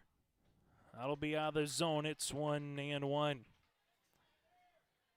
And also, just with this particular turf here, just gets a little bit warmer throughout the course of the day, especially with the sun. The 1-1, as this is foul back, and sometimes it could just be a matter of you just get a little exhausted out there if you're not playing in warm temperatures throughout the course of the year, or sometimes it's 40 degrees when you're playing softball. Now it's in the 80s. Has a feeling of high 80s, low 90s. Can be a little sticky at times. The 1-2 from Feller. That'll miss. It's now 2-2. I'm playing in multiple days of high leverage situation here. 2 balls, 2 strikes with 2 outs here in the 3rd inning. Feller with the pitch. This is hit right back up the middle of one hopper that goes to the shortstop Eastas to retire the side. A run does come across on 2 hits. There were no errors and 3 runners left on base. As we make our way to the bottom of the 3rd inning, the Burrows 4, Delax Burlington, Lewis and Clark 1. Fun is always on tap. I'm headed to Headlocks. Headlocks. Headlocks. Stay tuned for more information about the all-school reunion coming up in Carrington this summer, July 10th through the 13th. Check out Facebook for more information. The fun is always on tap. I'm headed to Headlocks. Headlocks. Headlocks. Headlocks, Carrington, North Dakota. There's more at 104. Hillsboro, North Dakota has everything you need on your next road trip. Food, fuel, fun, and family-friendly activities. Stop by and fill up your tank or grab a bite to eat. Have a blast at Goose River Golf Club, the swimming pool, or one of our beautiful parks. There's even ice skating and cross-country skiing. Take in the sights or stay the night so you don't miss a thing. Experience Hillsboro and see why there's more at 104. Bottom of the 3rd inning, this one foul back by Logan Eastos, who walked with a run scored back in the 1st inning here for Delax Burlington, Lewis and Clark. Bottom of the 3rd here on yourliveevent.com. State Class B semifinal round action here from Theraldson Park at North Dakota State. The old one by Dickoff is foul back up to the press box here. It's now 0-2. So the 0-2 pitch upcoming here to a dangerous junior shortstop. But Dickoff getting out in front right now of Eastos with the 0-2. Popped up, foul, out of play, and this one just missing the grandstand here as we'll keep it at no balls and 2 strikes. For the Burrows so far, 4 runs on 3 hits. They have committed an error with 4 runners left. For Delax Burlington, Lewis and Clark, 1 run, no hits. They've committed 2 errors with 2 runners left on board. 0-2 off speed out of the zone. It's now 1-2. First time through the lineup for Dickoff. 2 innings of work, no hits, 1 run against, 3 walks, and 5 strikeouts. As the 1-2 pitch is upcoming. Foul back, Eastos doing a nice job here in this particular at-bat. We'll keep it at 1 ball and 2 strikes. Had a couple of East-West matchups here in the state semifinals. Question is, will it be the same tomorrow in the championship, all West or all East once we get there? 1-2 out of the zone, now 2-2. In Class A, it's all West, and the WDA swept the EDC. The Consolation Championship will feature Grand Forks Red River against Fargo Davies tomorrow in Class A. I'll also keep you apprised of what's going on at the State B baseball tournament at Newman Outdoor Field with Northern Cass and Thompson. This one fouled again by Logan Eustas. You can listen to it on yourliveevent.com with Josh Boyko. Bottom of the 1st inning, scoreless game between Northern Cass and the Thompson Tommies with 2 down and nobody out. Or excuse me, 2 outs and nobody on in the bottom of the 1st here for Thompson. 2-2 upcoming from Dickoff. That'll run in. Logan Eustas thought it was a full count as she swung the bat towards her dugout. And now we'll have to do it again as have the on-deck batter and Alyssa Lindahl kind of smirking a little bit. After a couple foul balls, Logan thought, hey, I thought I earned a walk here against Tenley. Payoff pitch. 3-2 popped up. This will go down the 3rd baseline and just over the dugout here for Delax Burlington, Lewis and Clark. The home team up the 3rd baseline in the dugout. The visiting team up the 1st baseline in the dugout here throughout the course of this state tournament. The 3-2 upcoming to Eastos. Popped up. This one could be in play. Hattlestead Kittleson giving chase, and this one will be a foul ball. Hattlestead gave way to Kittleson, then Jelmston was making a beeline from left, and that one missed foul by about a foot. Otherwise, that probably would have been a double by Logan Eastos, just how long it was in the air. She was already around first, making her way to second when it finally hit the turf, and playing a little bit of the sun, the wind pushing it out just a skosh. Dickoff again, the 3-2. This is a fly ball hit deep in the air, way back to the warning track and gone. Logan Yeastos with her second home run of the tournament, and the Lakers have taken a 4-2 contest here on the Golden Harvest Tim Gazette Seed Sales scoreboard. So the battle won by Logan Yeastos here to begin the third. Just fouled pitch after pitch. Second run scored by Yeastos here, and it's 4-2. That got the Laker faithful off their feet to straightaway left center field. And now you have Alyssa Lindahl with a strikeout coming up to the plate. And all of a sudden now for Tenley Dickoff and the Burrows, just a chance to recompose themselves. Well, for Delax Burlington, Lewis and Clark, can that be the hit that kind of catapults them out in front here potentially in the bottom of the third? Alyssa Lindahl will be first pitch swinging, popped up. The second baseman is there to Tice. And there's one down here in the third inning. After you see someone have a quality hit, you just come through sometimes anxious at home plates. And Alyssa Lindahl retired on one pitch.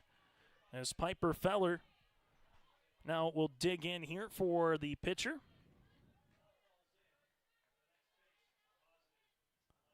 This one will miss on the inside. It's 1-0. So for Delax Burlington, Lewis and Clark, they at least cut the deficit by 2 right now, bottom of the third. Here's the 1-0. That'll work outside now, 2-0.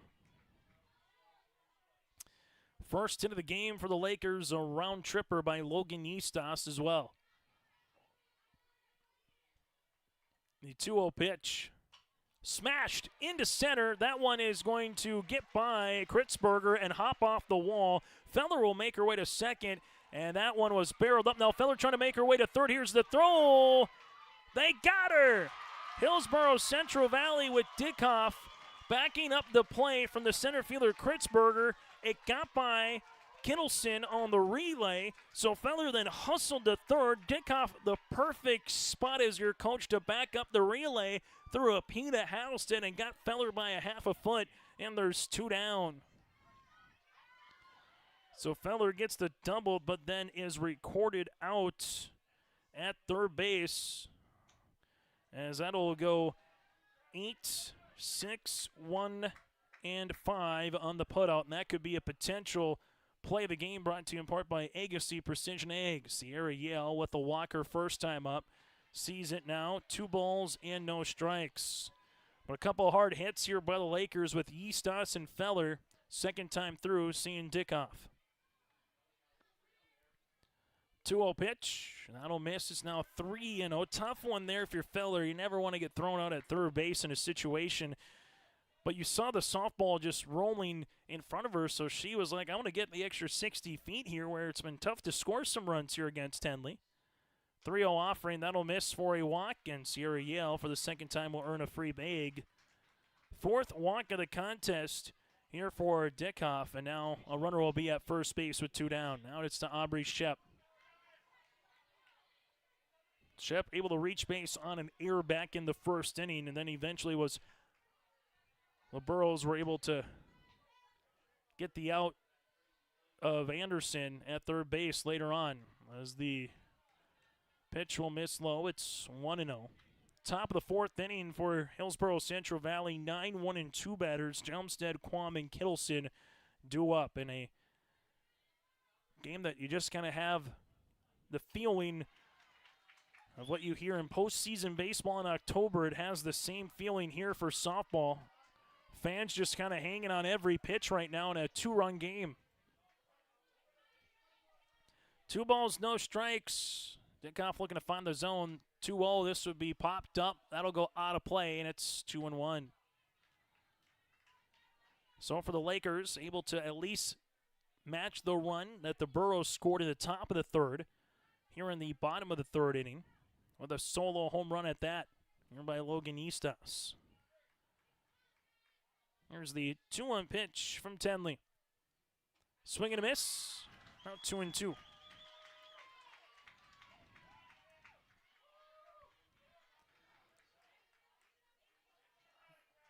2-2 offering on the way by the 8th grader. 2 down with the runner at first in Yale. That'll be out of the zone, work the count full. It's 3-2. This will be our third batter of the inning out of 5 that has seen a 3-ball count against Dickoff. Payoff pitch. That'll work out of the zone. Shep will take first base. Yale at second. And the Lakers bring the tying run now on the bases. And the go-ahead run with Ella Smith stands at home plate. As we'll get a quick time here. As asking for a quick Gatorade bottle here is Dickoff. Just again, once you're out in the circle for so long, just trying to recompose yourself a little bit, get a little of water. In this case, get a Gatorade, just get the hydrates going back into you, as they will not make a pitching change. And this is one of those situations where if you do get a 2-out rally here by the Lakers, not so much the leash, but what does Corey Erickson want to do? You do have 2 runs on the advantage, but Ella Smith will be coming up to the plate right now, as you'll see it here.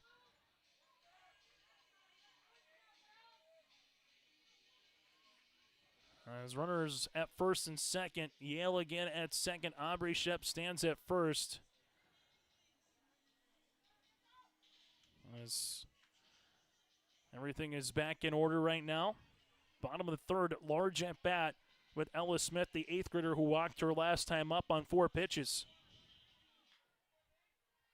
The pitch.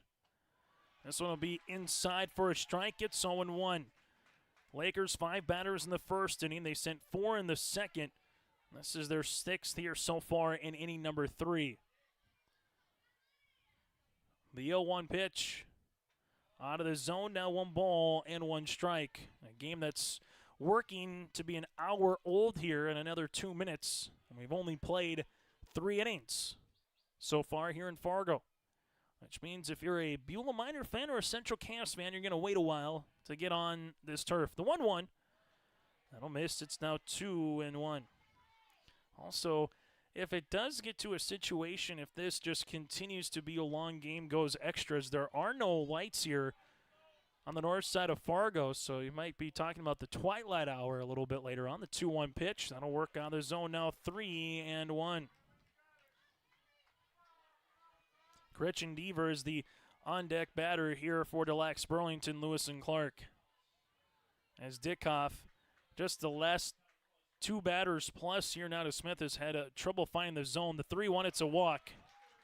So Yale on a 4-pitch walk.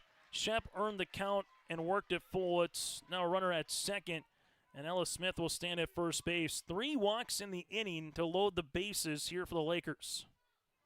They had 2 walks in the first, a walk in the third.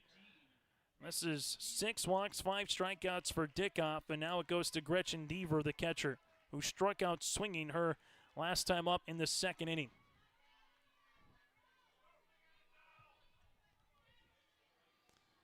As Dickoff winds and a swing. Deaver sees us now at 0-1.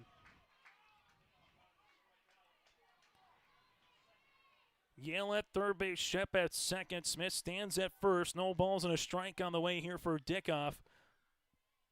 The pitch, 0-1 popped up. This one will go to short right field, and the second baseman gives way to Iverson. It's going to fall in. 1 run comes in. The second run coming in, and it's a 2 RBI single by Deaver, and we're knotted at 4 apiece. That was a tough one if you're a Burrow fan, as it was a pop-up, and between Tyson Iverson, one thought the other was going to go glove it, and then it just split to pair, and all of a sudden, right, just like that, we're tied at 4 apiece. A chance to get out of the inning goes to Arias Feller. That's Harper Feller. Will courtesy run now for Deaver at first base. Yale will come in to score, and often going with 2 outs. Shep was on her high horse as she came in. Ella Smith goes first to third. Runners at the corners on a 2 RBI single here by Deaver. And we're knotted at 4 apiece. Not quite a routine fly ball out to short right, but that was one where Tice was there. Maybe she goes a little bit aggressive after it. She makes the call, but she heard Iverson coming and charging, so she gave way, and then it just went right down and split them both. Swing and a miss here to Mitchell as Feller will make her way towards second. And again, it's Harper Feller, and the Lakers have the go-ahead run standing at third base. It's 0-1 here to Mitchell. 8th batter to the plate here in the inning for the Lakers, as they have put up a crooked number in the third. As this is a strike, it's 0-2. As Dickoff right now looking for the strikeout.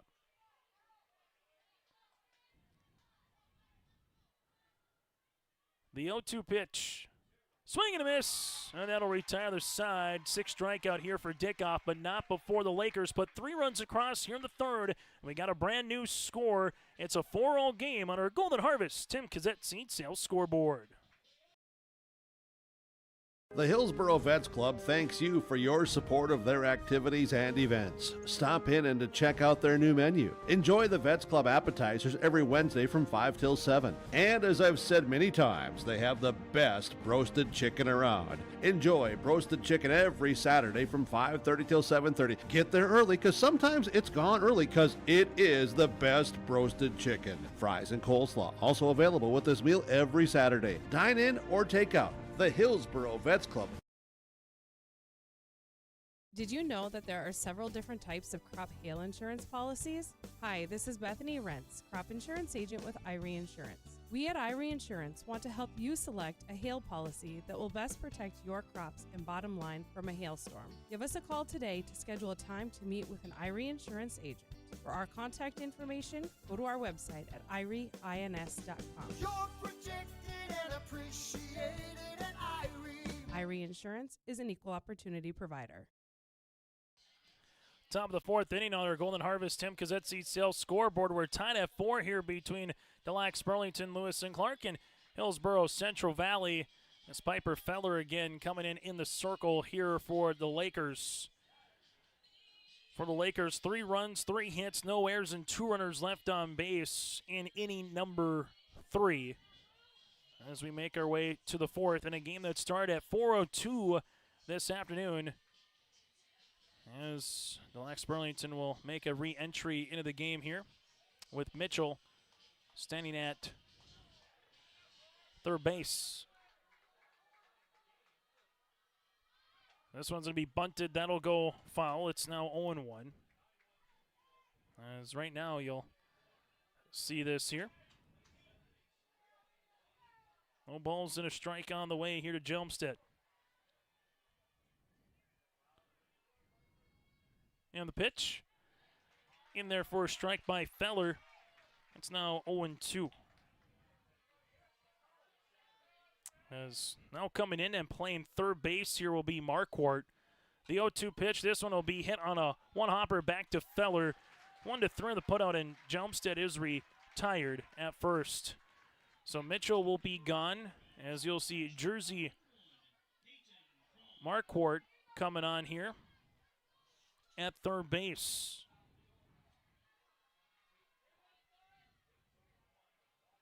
So the defensive change here for the Lakers in the 4th inning, as this works out of the zone here to Peyton Quam. It's 1-0. Quam with a walk, a stolen base, and a run scored in the first. 0 for 1 so far here today at the plate. The 1-0 by Feller. This one missing in. It's now 2-0. 2 balls, no strikes with 1 down here. For the first time today since it was the opening pitch, we are tied when the Burrows are coming up to the plate. It's now 2-1. They've led 3-1 after 1, after 2, and now it's a 4-all ball game. 2-1, that'll go out of the zone. It's 3-1. 3 balls, 1 strike here to the senior. And Peyton Quam with Kittleson and Kritzberger due up. 3-1 will run in, and Quam will take her second walk of the contest. The second by Feller in relief. Feller so far has seen 5 batters, 2 walks, a strikeout, and a pair of groundouts as Quam gets to first base. As it's now to Kittleson. Kittleson with a line drive out to the right fielder Smith and a fly out to the center fielder at the time, which was Feller, where Rosencrantz plays now. Here's the pitch. Swing and a miss. Quam's going to make her way to second as she slides in face first to second base. Swing and a miss by Kittleson makes it now 0-1, but the Burrows get the go-ahead run in scoring position.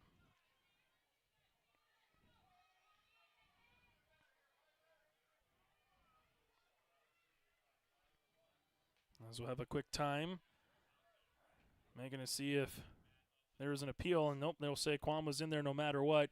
Over at Newman Outdoor Field, a good one in the state semis. Northern Cass and Thompson currently scoreless. Bottom of the second inning with Josh Boyko on the call.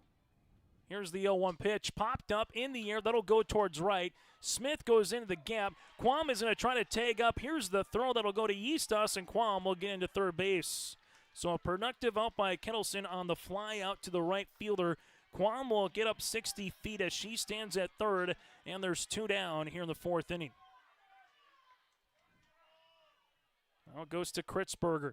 Kritzberger with 2 runs scored so far today. A run driven in back in the first. Walked and came in and scored in the 3rd inning. This one will work inside. It's 2-0. For Hillsboro Central Valley, looking to barrel something up, putting in play. 2 home runs by Hattlestead, a home run by Kittleson yesterday. Feller sees this one work on the zone. It's now 2-0. Top of the 4th inning here on the north side of Fargo. Winner heads to the championship tomorrow afternoon at 4:30 against the winner of our next contest. The 2-0 pitch hit on the ground. This one will be a high hopper to Lindahl. That'll retire the side here on the Burrows in the 4th. No runs, no hits, no errors, and a runner left. We played 3.5 today here in Fargo, tied at 4 as the Lakers are coming to the plate. Goose River Bank is here for the communities we serve, building relationships that last a lifetime.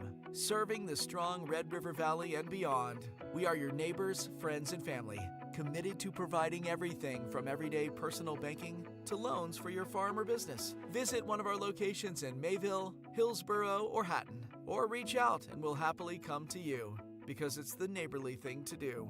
Goose River Bank. Strong bank, strong communities. Stop on out to Watts Ace Hardware in Castleton and gear up with name brands from Steel, Milwaukee, Ego, and Craftsman Power Tools. Plus, Watts Ace Hardware has a key cutting and paint mixing section for your own do-it-yourself projects. From their grill selection with Traeger, Blackstone, Weber, and the Big Green Egg to their customer laser engraving center, Watts Ace Hardware is a place you need to check out. Stop in at 1610 Governor's Drive in Castleton for Watts Ace Hardware. Successful teams need a place to practice when the weather doesn't cooperate or the teams just need an extra swing. The Mayport Youth Center provides that option for the Mayport CG School District, summer baseball and softball teams. The Mayport Youth Center is an indoor facility that includes batting cages and field turf. In the winter, the facility is home to the Mayport Ice Dog hockey team. Good luck to the Mayport CG Patriots from the Mayport Youth Center. At Sendak Cooperative, we are proud to be your trusted full-service grain, agronomy, and energy choice for our communities in central North Dakota. For all of your grain, agronomy, and energy decisions, they are proud to support our local farmers and communities we work and live in. With our state-of-the-art facilities and dedicated team, we ensure your farming operation will be looked at with care and efficiency. Whether you're looking for marketing decisions, agronomy needs, fuel for your operation, or a hot cup of coffee at their C-stores, Sendak Cooperative has you covered. Visit them online at sendakcooperative.com to learn more about how they can serve you. Sendak Cooperative, proud to serve our communities in central North Dakota.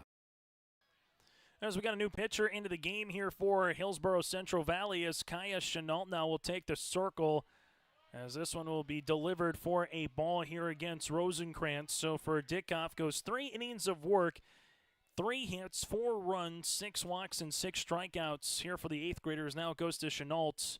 Chenault will deliver a strike. It's 1-1. For Kaya, came in yesterday for 2 innings of work for the Burrows. 2 hits, a run that was earned, no walks, and 2 strikeouts in their win over Velvet Drake Ganamoose. The 1-1 pitch upcoming from Chenault. This one will work inside. It's now 2-1. Delax, Burlington, Lewis, and Clark. A run in the first, 3 in the third. The Burrows just flip it. 3 runs in the first inning and a run in the third. 2-1 on the way here to Rosenkrantz. 2-1 foul. That's now 2-2.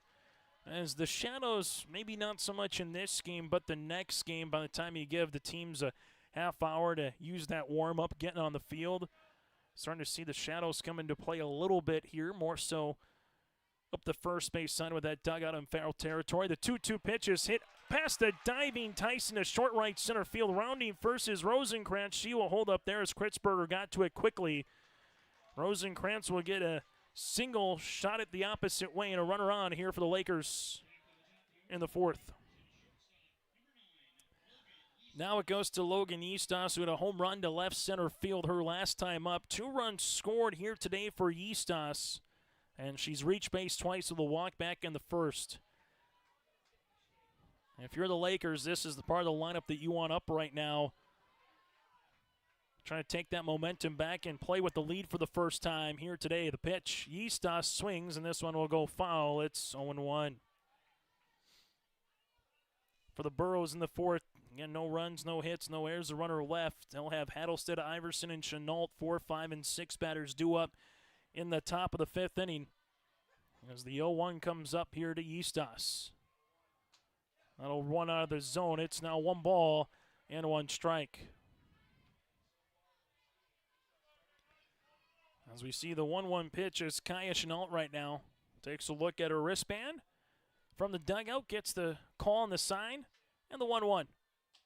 That'll work out of the zone. It's now 2-1. As you can just feel from the Laker fans that are sitting in attendance, they want to erupt here to take a lead.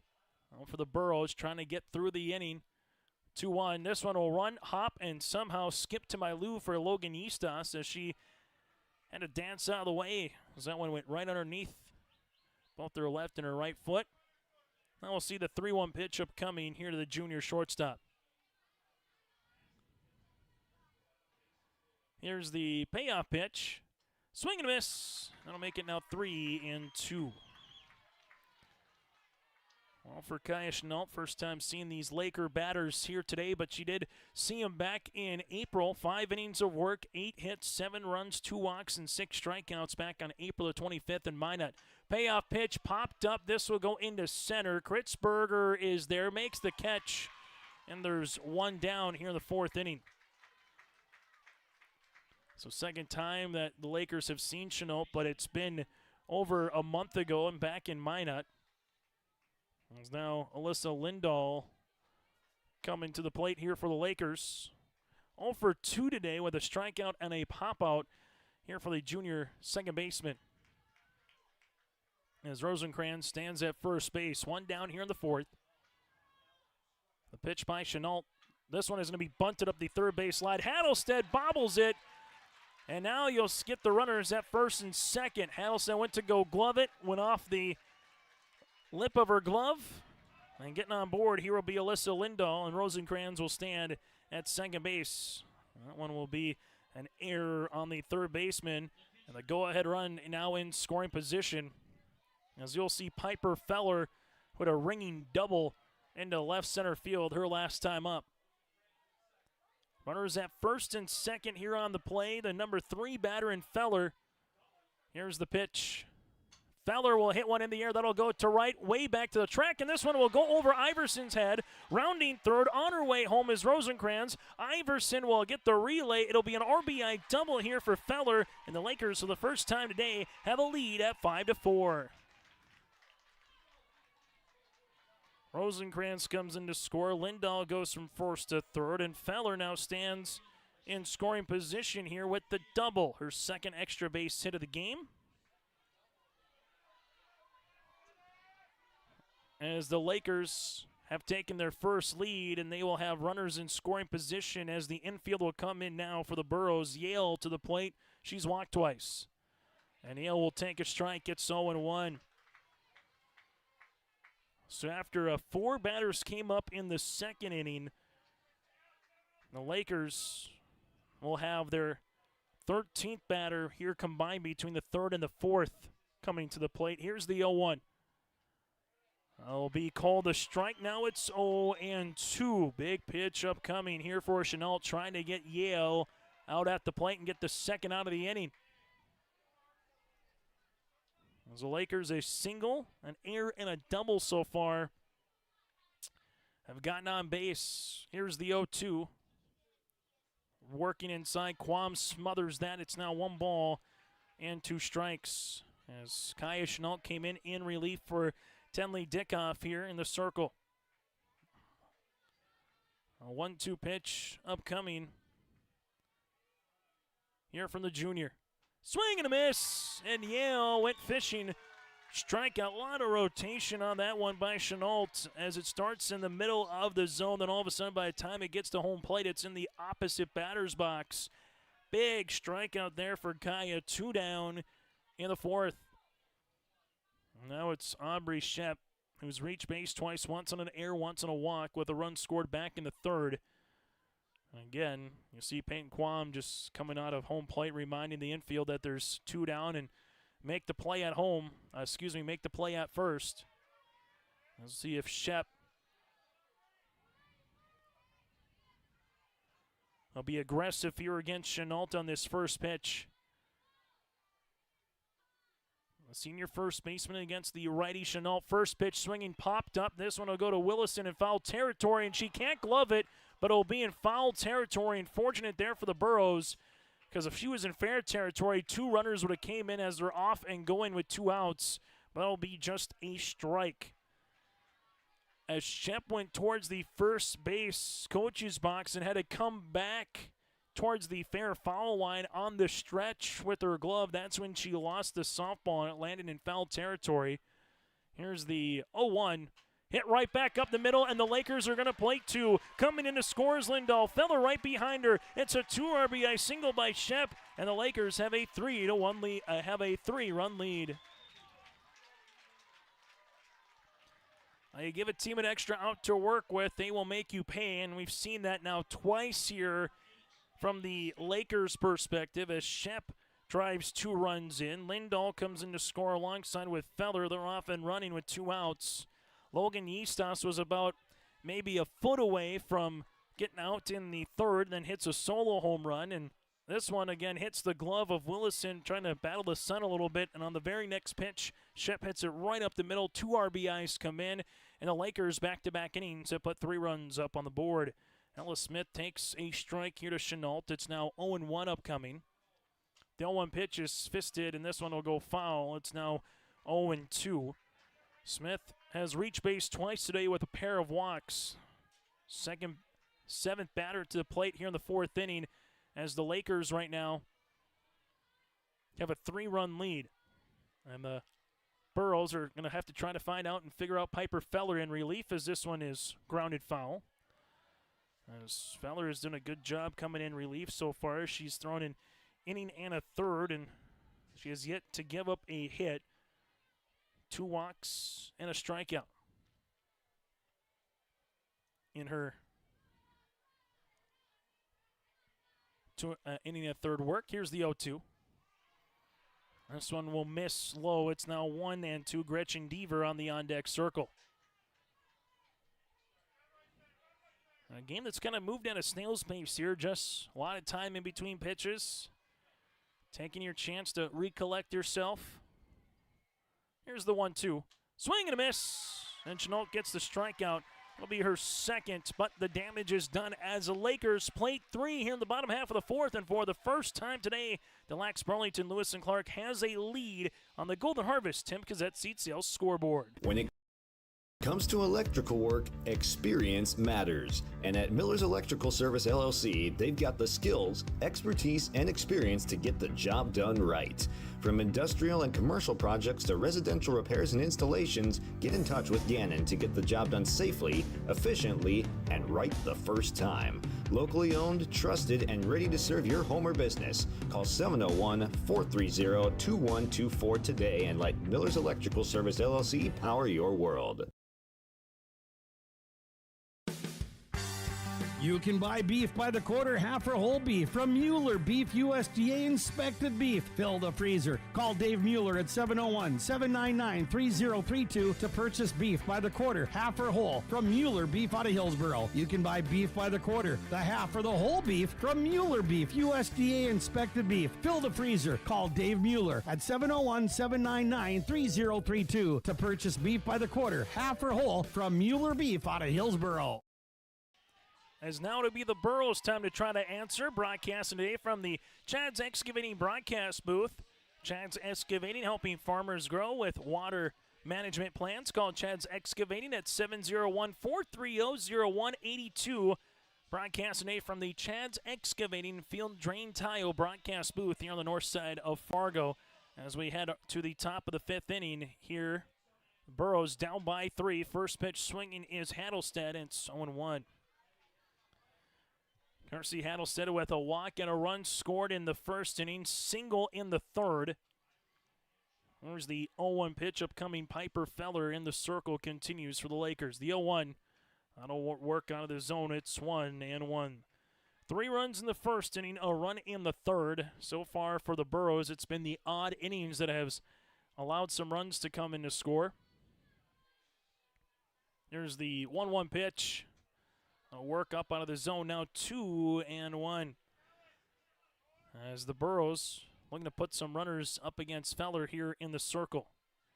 Piper, the freshman, a spunky one at that. The 2-1. That'll be called a strike. Now at 2-2. 2 balls, 2 strikes. As Feller looks behind the plate to Deaver. And the payoff pitch. That'll miss. Now 3-2. Yale in left field with Rosencrans in center. Smith stands in right. Shep at first. Lindahl at second. Eastos at short with Marquardt now at third base. Here's the 3-2. Out of the zone. Nice at bat by Hattlestead to draw a walk. Her second one of the game. The third by Feller in relief. And the Burrows get a runner on here in the top of the fifth inning. Now it goes to Iverson. As Iverson, 1 of 2 today, but has 2 runs driven in the number 5 spot here for the right fielder. The pitch, Iverson looking to bunt this one, goes foul. It's 0-1. And just looking at the outfield alignment here for the Lakers, the right fielder, Smith, really shading down the right field line, so there is a big gap into right center, similar to where Yale is, maybe not as far down the line as Smith, but a lot of room in the gaps right now here for Iverson. 0-1 is foul back to the netting. It'll be 0-2. As we're starting to see Beulah Minor and also Central Cass Squirrel fans filing on in, waiting for the conclusion of this game, which will be about a half hour after this one wraps up. So if this wraps up at 6 as the example, about 6:30 when we get to that first pitch. Here's the 0-2. Popped up, this one in the air to right field. Smith will go into the gap and make the catch. Iverson is retired. And there's 1 down. Now it's to Kaya Chenault. Reach base twice in an air and a walk here for Hillsboro Central Valley. Runner at first again is Hattlestead. Hillsboro Central Valley looking to get some runs here against Feller, who has yet to give up a run in relief in an inning in 2/3. As Hattlestead will see this one split the plate, it's 0-1. Loser of this game will play in the 3rd place game tomorrow. A winner makes their way to the championship. We'll have coverage of the 7th place game with Mayport, CG, and Carrington. The 0-1 pitch is laced but foul up the first baseline. It's 0-2. As Mayport CG Patriots fell earlier today against Velvet Drake Animus in 5 innings, 13-0. Botno defeated Carrington 12-2 in 5 innings. So Mayport CG and Carrington will have that 7th place game. A little breakfast and softball on a Saturday morning at 9:30. The 0-2 hit on the ground. This one will go to Marquardt at third. They're looking to get the lead runner. They do at second base. And the throw will get by the first baseman, but staying put there is Kaya Chenault. So Hattlestead is retired at second. Chenault will reach base on a fielder's choice, and there's 2 down, as I think we'll get a courtesy runner coming into the game. As Chloe Tice will come up to the plate, and we will, as the Burrows will be making their way with Gazette. As Gazette will come on. That's Gazette will stand at first base here. 2 down in the 5th inning. Now it's to Chloe Tice.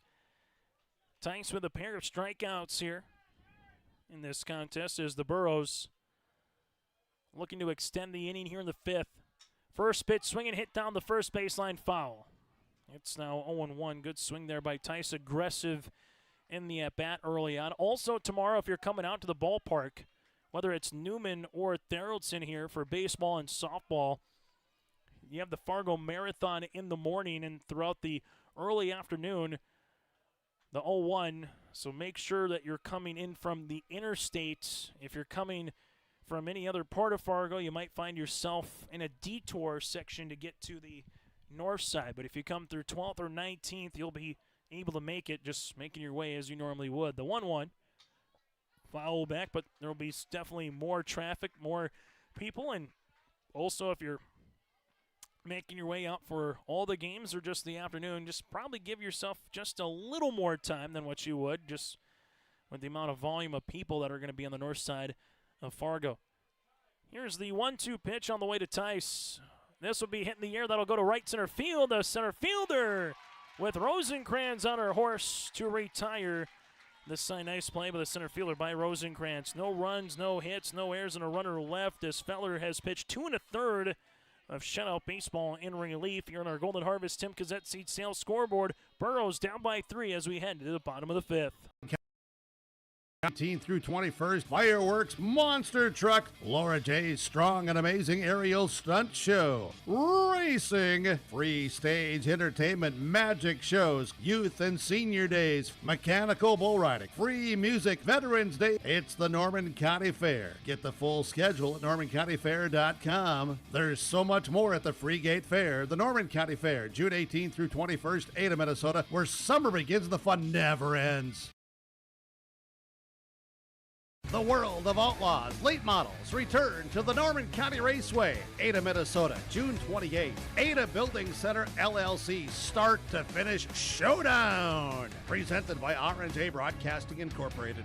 Enjoy the experience. Nationwide top 10 experience last year. Let's make it number 1 this year. World of Outlaws late models, Ada Building Center LLC start to finish showdown. Presented by R&J Broadcasting Incorporated. Tickets now available ncraceway.com. And we will get to our Norman County Raceway and Red River Valley Speedway post-game show coming up here a little bit later on tonight. Deaver, Marquardt, and Rosenkrantz. Here's the 1-0 pitch upcoming. This will be fouled off up the first base side. It's now 1-1. 7, 8, and 9 batters due up here against Kaya Chenault and the Burrows as the grandstands is slowly but surely becoming a near sellout here with the Miners and Squirrels fans waiting the conclusion of this contest. The 1-1 goes off the glove of Quam. It's now 2-1. Deaver is 1 of 2 today with a single and 2 runs driven in on that 2 RBI that tied the game back in the 3rd inning at 4 apiece. There's the 2-1 pitch upcoming from Chenault. Foul back, it's now 2-2. As we take a look at Newman Outdoor Field and the Thompson Tommies and Northern Cass and what that game is currently providing. Top of the 4th inning, Northern Cass up 2-0 over the Tommies. Bases full with 2 down. So Northern Cass with the lead over Thompson in the 4th inning, 2-0 again for Northern Cass. 2-2 pitch is fouled, and it will remain 2 balls and 2 strikes. For the Burrows, they're just looking for a goose egg on the board right now as the Lakers have put back-to-back in the circle with Feller. Well, for the Lakers, they put 6 runs up in the 3rd and 4th innings respectively. As this one's going to be hit on the ground, that'll go to Kittleson at shortstop with the throw, but this one on the throw gets by Willison. On the throwing error, Deaver will get aboard at first. We'll get a courtesy runner coming in the game now for the Lakers with Harper Feller. So Feller will come into the game. Just a routine ground ball. Kittleson, maybe an extra second to throw that across first. It just went under the glove of Willison on the low throw. And now you have a runner at first base here in the Lakers. Got a runner on a leadoff variety in the 1st, the 2nd, the 3rd, the fourth, and now here the fifth. As going through the zone is Marquardt, as she said that, yep, she was able to go through it, so it'll be 0-1. As again, Jersey Marquardt into the game here for the 8th grader. Here's the 0-1 offering. This one is bunted up the third baseline. Hattlestead is there, makes the throw across. Nicely done to Tice. Good play by Hattlestead. Sacrifice bunt on the way for Marquardt. That makes Feller again into scoring position. They'll trade an out for 60 feet of real estate. Now it's to Rosenkrantz. Rosenkrantz with a single and a run scored here today is one of 2 at the plate and got things going in that 4th inning, where 3 runs came aboard after a leadoff single by Rosenkrantz. Chenault with the pitch, one pitch that'll be backhanded by Willison. Nice play for the line drive outs. 2 down here in the bottom of the 5th inning. As now it's to Logan Eastos here. Eastos with a fly out to Kritzberger to center. Has 2 runs scored with a walk and a home run here today for Logan Eastos. And it's the Lakers with 2 down here with a runner in scoring position with Harper Feller. Here's the pitch. This one will get past Quam on the wild pitch by Chenault. Going to third base now will be Feller. It'll be 1-0 upcoming to Logan Eastos. Well, for the Burrows in the top of the 6th inning, it'll be 8, 9, and 1 batters to the plate. Williston, Jelmstead, and Peyton Quam. Here's the 1-0 on the way. That'll work out of the zone as now it's 2-0. Big part of the game right now for the Burrows. You don't want to fall any more behind than 3 runs, where Piper Feller's been pitching well in the circle in relief. Here's the 2-0 by Chenault. I'll miss outside 3-0 with Lindahl on the on-deck part of the plate here for the Lakers.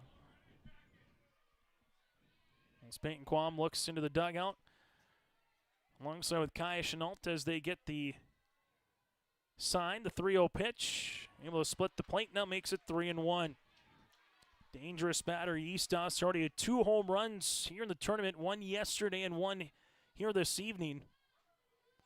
Here's the 3-1 pitch upcoming. Hit right back up the middle, underneath the glove of Kittleson into left center field. Eastos with an RBI single, and the Lakers take a 4-run lead. Eastos able to barrel that one up as Harper Feller comes in to score.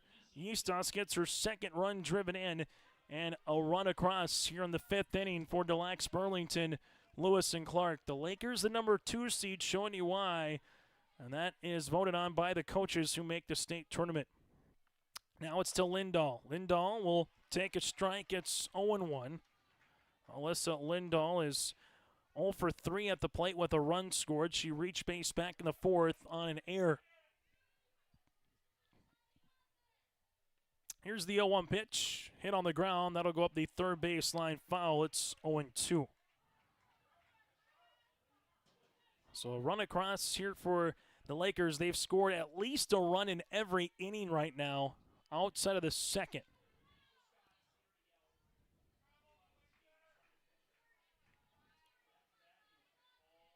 As the 0-2 is upcoming here to the junior 2nd baseman. Chenault looking for a 3rd strikeout. The 0-2 out of the zone. Runners in a break. Quam with the throw. The tag. Oh, what a nice tag by Kittleson as Eastos is caught stealing at 2nd base. A run comes in on 1 hit. There were 1 error and nobody left on base. We played 5 on the Golden Harvest Tim Cassette Seed Sales scoreboard. Lakers lead it by 4 over Hillsboro Central Valley. Let's face it, moving is a pain. And if you decide to do it yourself, take the hassle out with All About Moving in Grand Forks. While national conglomerates tend to overcharge and take longer, All About Moving is locally owned and wants to make your next move an efficient and stress-free experience. Take the stress out of moving with All About Moving in Grand Forks, so you can focus on the things that really matter.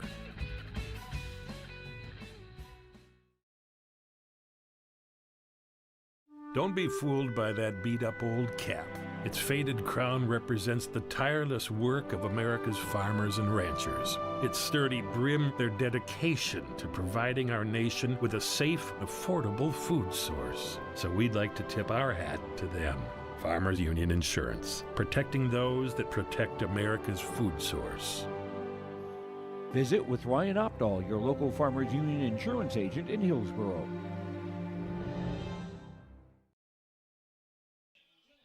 Top of the sixth inning, Burrows down to their final 6 outs as it stands right now here on yourliveevent.com. It's 8-4 Lakers. If the Burrows want to make a comeback, they got to find out and figure out the riddle that is Piper Feller in relief here of Sierra Yale. 2 1/3 innings so far here for Yale. As this one's going to be hit on the ground, back hopping there is Eastos at short. The throw across. Not in time as Shep bobbled it at first base. So Willison able to come in, put the ball in play, and she will stand at first. We'll see if we get a courtesy runner here for the junior first baseman. That's a good start if you're a Burrow fan. Get a runner on to begin things off here in the 6th inning. As now Jelmstead will be coming up to the plate, as we will. Courtesy runner here for the Burrows will be Ellenson, Destiny. Standing at first. We're going to give that an error on the first baseman on the glove catch attempt there by Shep.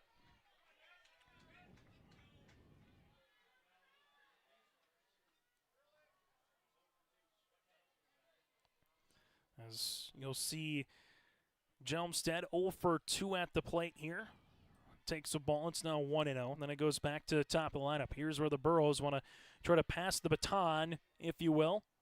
The 1-0 pitch. That'll miss. It's now 2-0 and try to put something together here in the 6th inning. You don't need everything back, but a run, maybe 2, if not more, would obviously be nice. You know, this Laker team's been putting the ball in play in their own right. Here's the 2-0. Taking a strike, it's now 2-1. As bluffing the bunt there was Jelmstead. Ellingson trying to see if she can maybe entice a throw by Deaver, but goes back to first. Racing on the radio on 106.5. KRJB starting at 7 o'clock here tonight from the Red River Valley Speedway.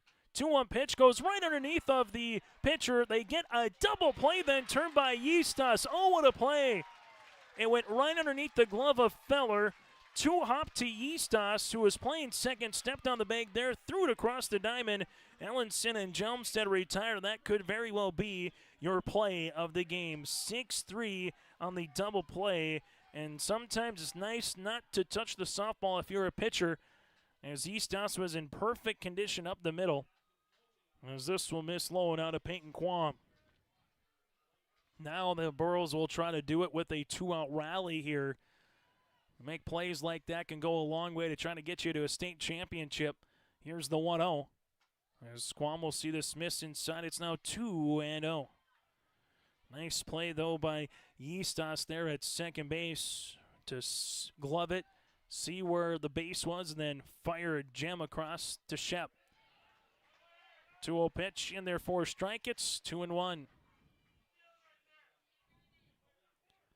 2 balls, 1 strike on the way here to the senior catcher in Quam, who's reached base twice via the walk and has plated a run here today. Hits one, and going to be a busy inning for Yeastas. Makes the throw across in time to retire Quam, and the Burrows 6-3 on the putout. No runs, no hits, 1 error, and nobody left. We played 5.5 on the Golden Harvest Temp Gazette Seat Sales scoreboard. Lakers up by 4. In public schools, their mission is to develop lifelong learners and responsible citizens. You can visit their website, tps-k12.org, for school announcements and calendars, lunch menus, weather announcements, athletic schedules, and more. Follow them on social media and share in Tommy Pride with student updates and events with Thompson Public Schools. Thompson Public Schools thanks all students, staff, parents, alumni, and community members for their continued support. Good luck to the Tommies. Learn more at tps-k12.org. Here's a message from Tim Cassette, Golden Harvest Seed Sales in the Hillsboro area. When it comes to your operations needs, they want to hear from you, which is why they're committed to listening first. From farmer-focused R&D teams to their Gold Series soybeans and game-changing corn products to the insights shared through the Illuminate digital platform, everything offered is an answer to what they learned from you. For Golden Harvest corn and soybean seed, visit with Tim Cazette Seed Sales, Hillsboro, 701-430-0877. In-game update brought to you in part by Farmers Union Insurance. Ryan Opdahl in Hillsboro. From a baseball standpoint, North Dakota State played Arkansas in the opening round of the NCAA tournament. In baseball, they fell to the number 3 seed, gave them a game 6-2. Arkansas with the win over North Dakota State. Also, speaking of North Dakota State, they're home at Newman Outdoor Field, home of the State B baseball tournament. As Josh Boyko has the call in the top of the 5th inning, it's Northern Cass 2-1 as they lead the Thompson Tommies. That again is an in-game update brought to you in part by Farmers Union Insurance, Ryan Opdahl Agency in Hillsboro. From Home Auto Business Life, get in touch with Ryan in downtown Hillsboro. Call 701-436-5777. 1 ball, no strikes on the way to Lindahl here in the bottom of the 6th inning. Here's the 1-0. This one going to be called a strike. It's now 1-1. Lindahl, Feller, and Yale here in the bottom of the 6th for the Lakers. Chenault on for her 3rd inning of work. The 1-1. This one will be foul tipped. It's now 1-2. Still to come here later tonight, Central Cassia and Beulah will have that for you here on yourliveevent.com for our audio-only broadcast. Give it again roughly a half hour after the conclusion of this game wraps up here today. We will follow the Burrows and we'll follow the Squirrels no matter what happens into their 3rd place or championship game appearance tomorrow. Chenault nearly got strike 3 on Lindahl. Little miss inside. It's now 2-2. Burrows' largest lead of the game at 3. Led 3-0 after a half inning. Led 4-1 after the 2.5. As Lindahl hits one foul. Keep it at 2-2. Then the Lakers have put all the runs up since. Scored 7 runs since they were down 3-1. Since they were down 4-1 to take a 8-4 lead here in this state semifinal. The 2-2 on the way. Swing off the glove of Quam. Quam has to play it from the backstop. Throws the first baseman. Won't be in time. So it's a strikeout, but Lindahl will reach base. And the Lakers get a runner at first. As you see now, Piper Feller, the pitcher, up at the plate. Feller with a couple of doubles her last time up. As a run scored with a run driven in. Here for the freshman. It's Kaya Chenault right now. And Hillsboro Central Valley trying to find a way to get out of this inning without giving up another run, as this is filleted into center on the swing by Feller. Feller gets aboard for her 3rd time, and the Lakers with runners at 1st and 2nd here to begin the bottom of the 6th inning.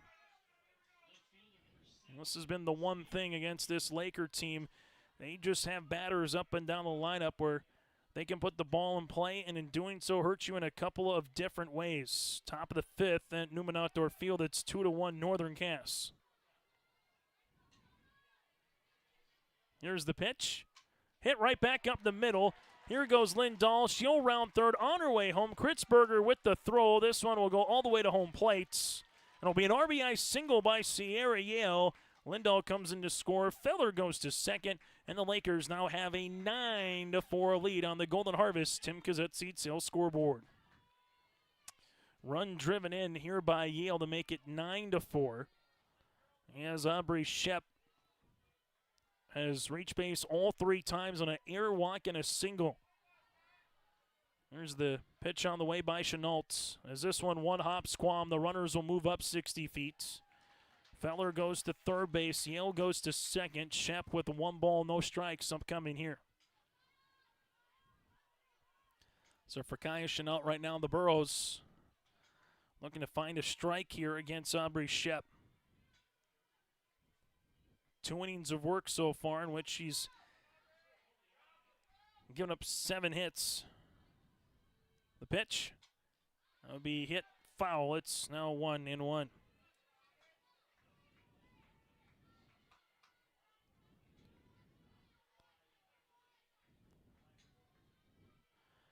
Check that, make that 6 hits so far against Kaya Chenault. This one missing out of the zone. It's 2-1, but what this does is just makes the hole a little bit more harder to climb out of. And the Lakers with runners at second and third. Here with nobody out, 2 balls and 1 strike upcoming here to Aubrey Shep. 2-1 foul back, and it will be 2-2. 2 balls, 2 strikes on the way as Shep here. The righty-righty matchup against Chenault.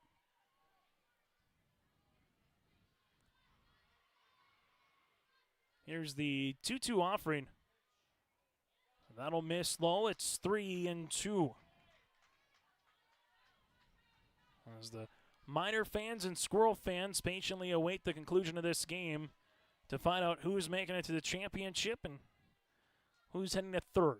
As the infield comes in again for the Burrows, a 3-2 pitch hit in the air. That'll be down for a base hit. 1 run comes in.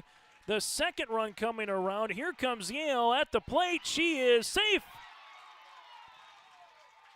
As it's now going to be an 11-4 contest as the foot beat the tag. Good relay throw from Tysta Quam. Shep with a bases clearing 2 RBI single here for Aubrey as Feller and Yale come in to score. As it's now 11-4. So the Lakers lead it by 7 right now.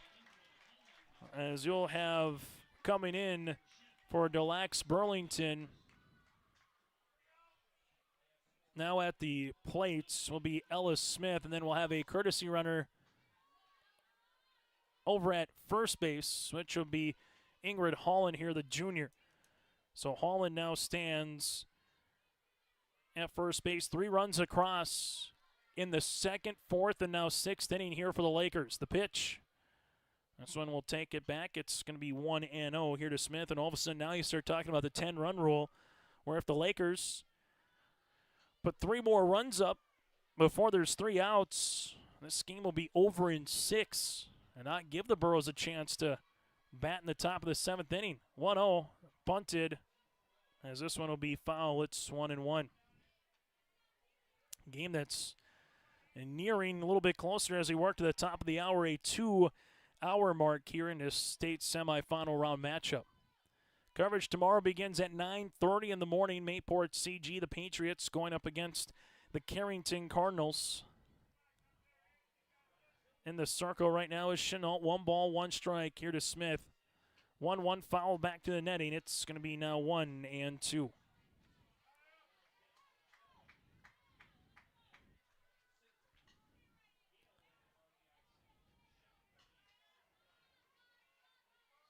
The 1-2 pitch upcoming by Chenault, looking for the first out of the inning. This is popped up in the air down the third base side, and that one will go foul towards the crowd that is up the third base side. And we'll keep it at 1-2. He'll take advantage so far here. A couple of singles in this inning. The Burrows have also giving up an error as well. The 1-2. Swing and a miss. Chenault gets a strikeout. That'll be her 4th. 1 down here in the 6th as it goes now to Gretchen Deaver. Deaver has reached base twice in a single and an error here today for the Lakers.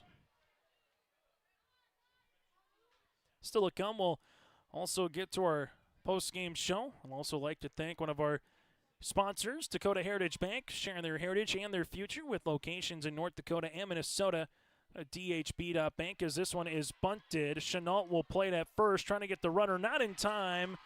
Infield bump by Deaver is going to second base. Here will be Holland, and the Lakers will have runners at first and second. For more information about Dakota Heritage Bank, again, go to DHB.bank, servicing both Minnesota and North Dakota, to find a branch or location near you, and with Dakota Heritage Bank. Courtesy runner coming in here for the Lakers. This will be Fowler yet again in for Deaver.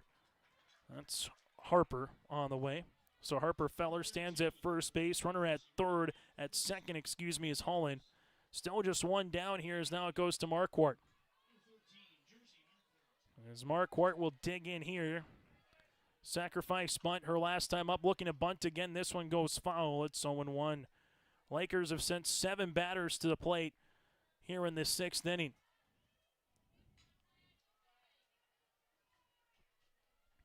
As you'll see, the 0-1 pitch upcoming. Bunting this one, a good bunt up the third base line. Fielding it's Hattlestead, throws it across in time as Tice is there at second.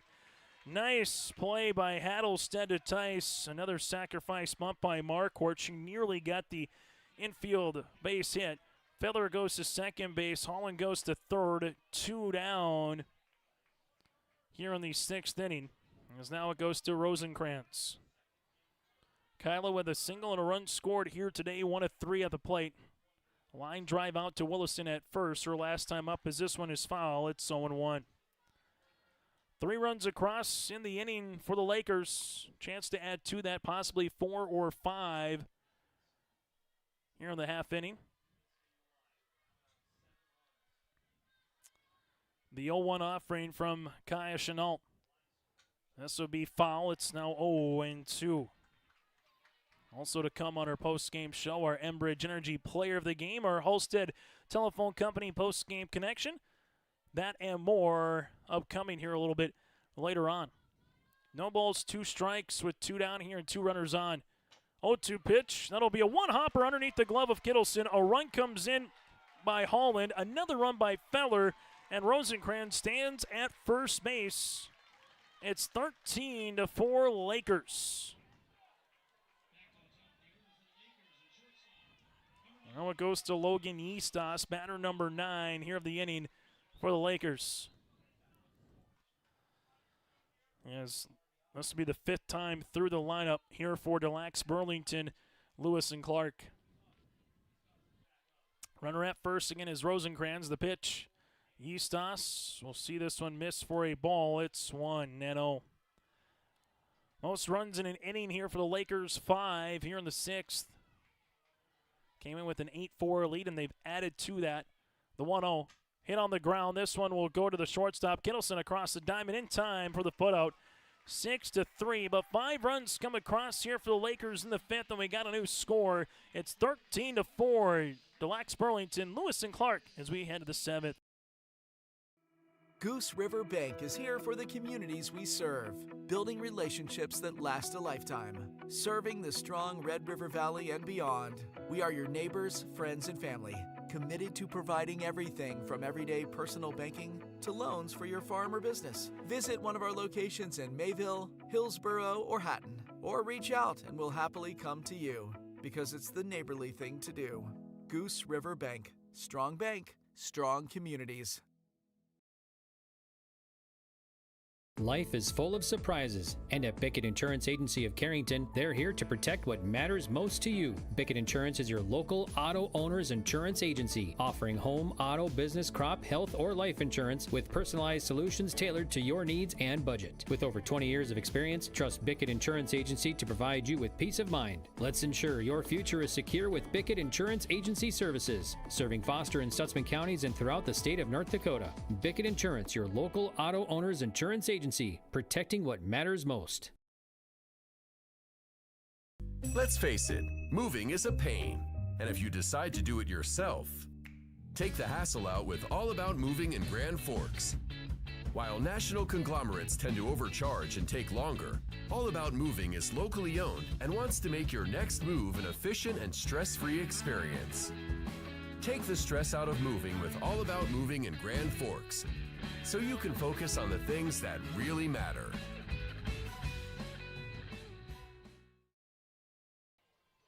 Top of the 7th inning here on YourLiveEvent.com. This one is a strike to Kittleson. It's going to be 0-1. Kittleson 0 for 3 today with a line drive and a couple of flyouts here in the number 2 spot for the Burrows. The 0-1 pitch by Feller will be hit, and that's a base knock for Hillsboro Central Valley as Kittleson gets a single here in the top of the 7th inning. That'll be the first hit against Feller in the circle, where she has worked 3 2/3 coming into this. And first hit against her in the circle, where she had faced 3 batters in the 3rd, 4 in the 4th, 4 in the 5th, in the sixth. This one runs in at the hands against Kritzberger. It's now 1-0. Kritzberger, 2 runs scored here today, a single and a walk. And this game is 1 of 2 from the plate. Here's the 1-0 offering upcoming to the junior center fielder. Hits it in the air. That'll be down for a base hit into left center. Cutting it off is going to be Rosencrantz. And the Burrows, leading base runners, get a pair of singles here in the 7th and have runners at first and second. As now it's to Carsey Hattelstedt. As Hattelstedt to the plate, a walk, a single, and a walk with a run scored back in inning number 1. The pitch. It'll miss outside. It's 1-0. Talking about the West, they're on the verge of having a team in the state championship. Had one in 2023 with the Buell Miners. It lacks Burlington in 2018 as this one's a strike. It's 1-1. That's the only time the West has ever had a team in the state championship. It's never been a West versus West title match yet either. State B going back to 2012. But the Lax, Burlington, Lewis, and Clark on the verge right now if they can get 3 outs before the Burrows get 9 runs to make it to the state title tomorrow. The 2-1 pitch will be called a strike. It's now 2-2 here to Hattelstedt.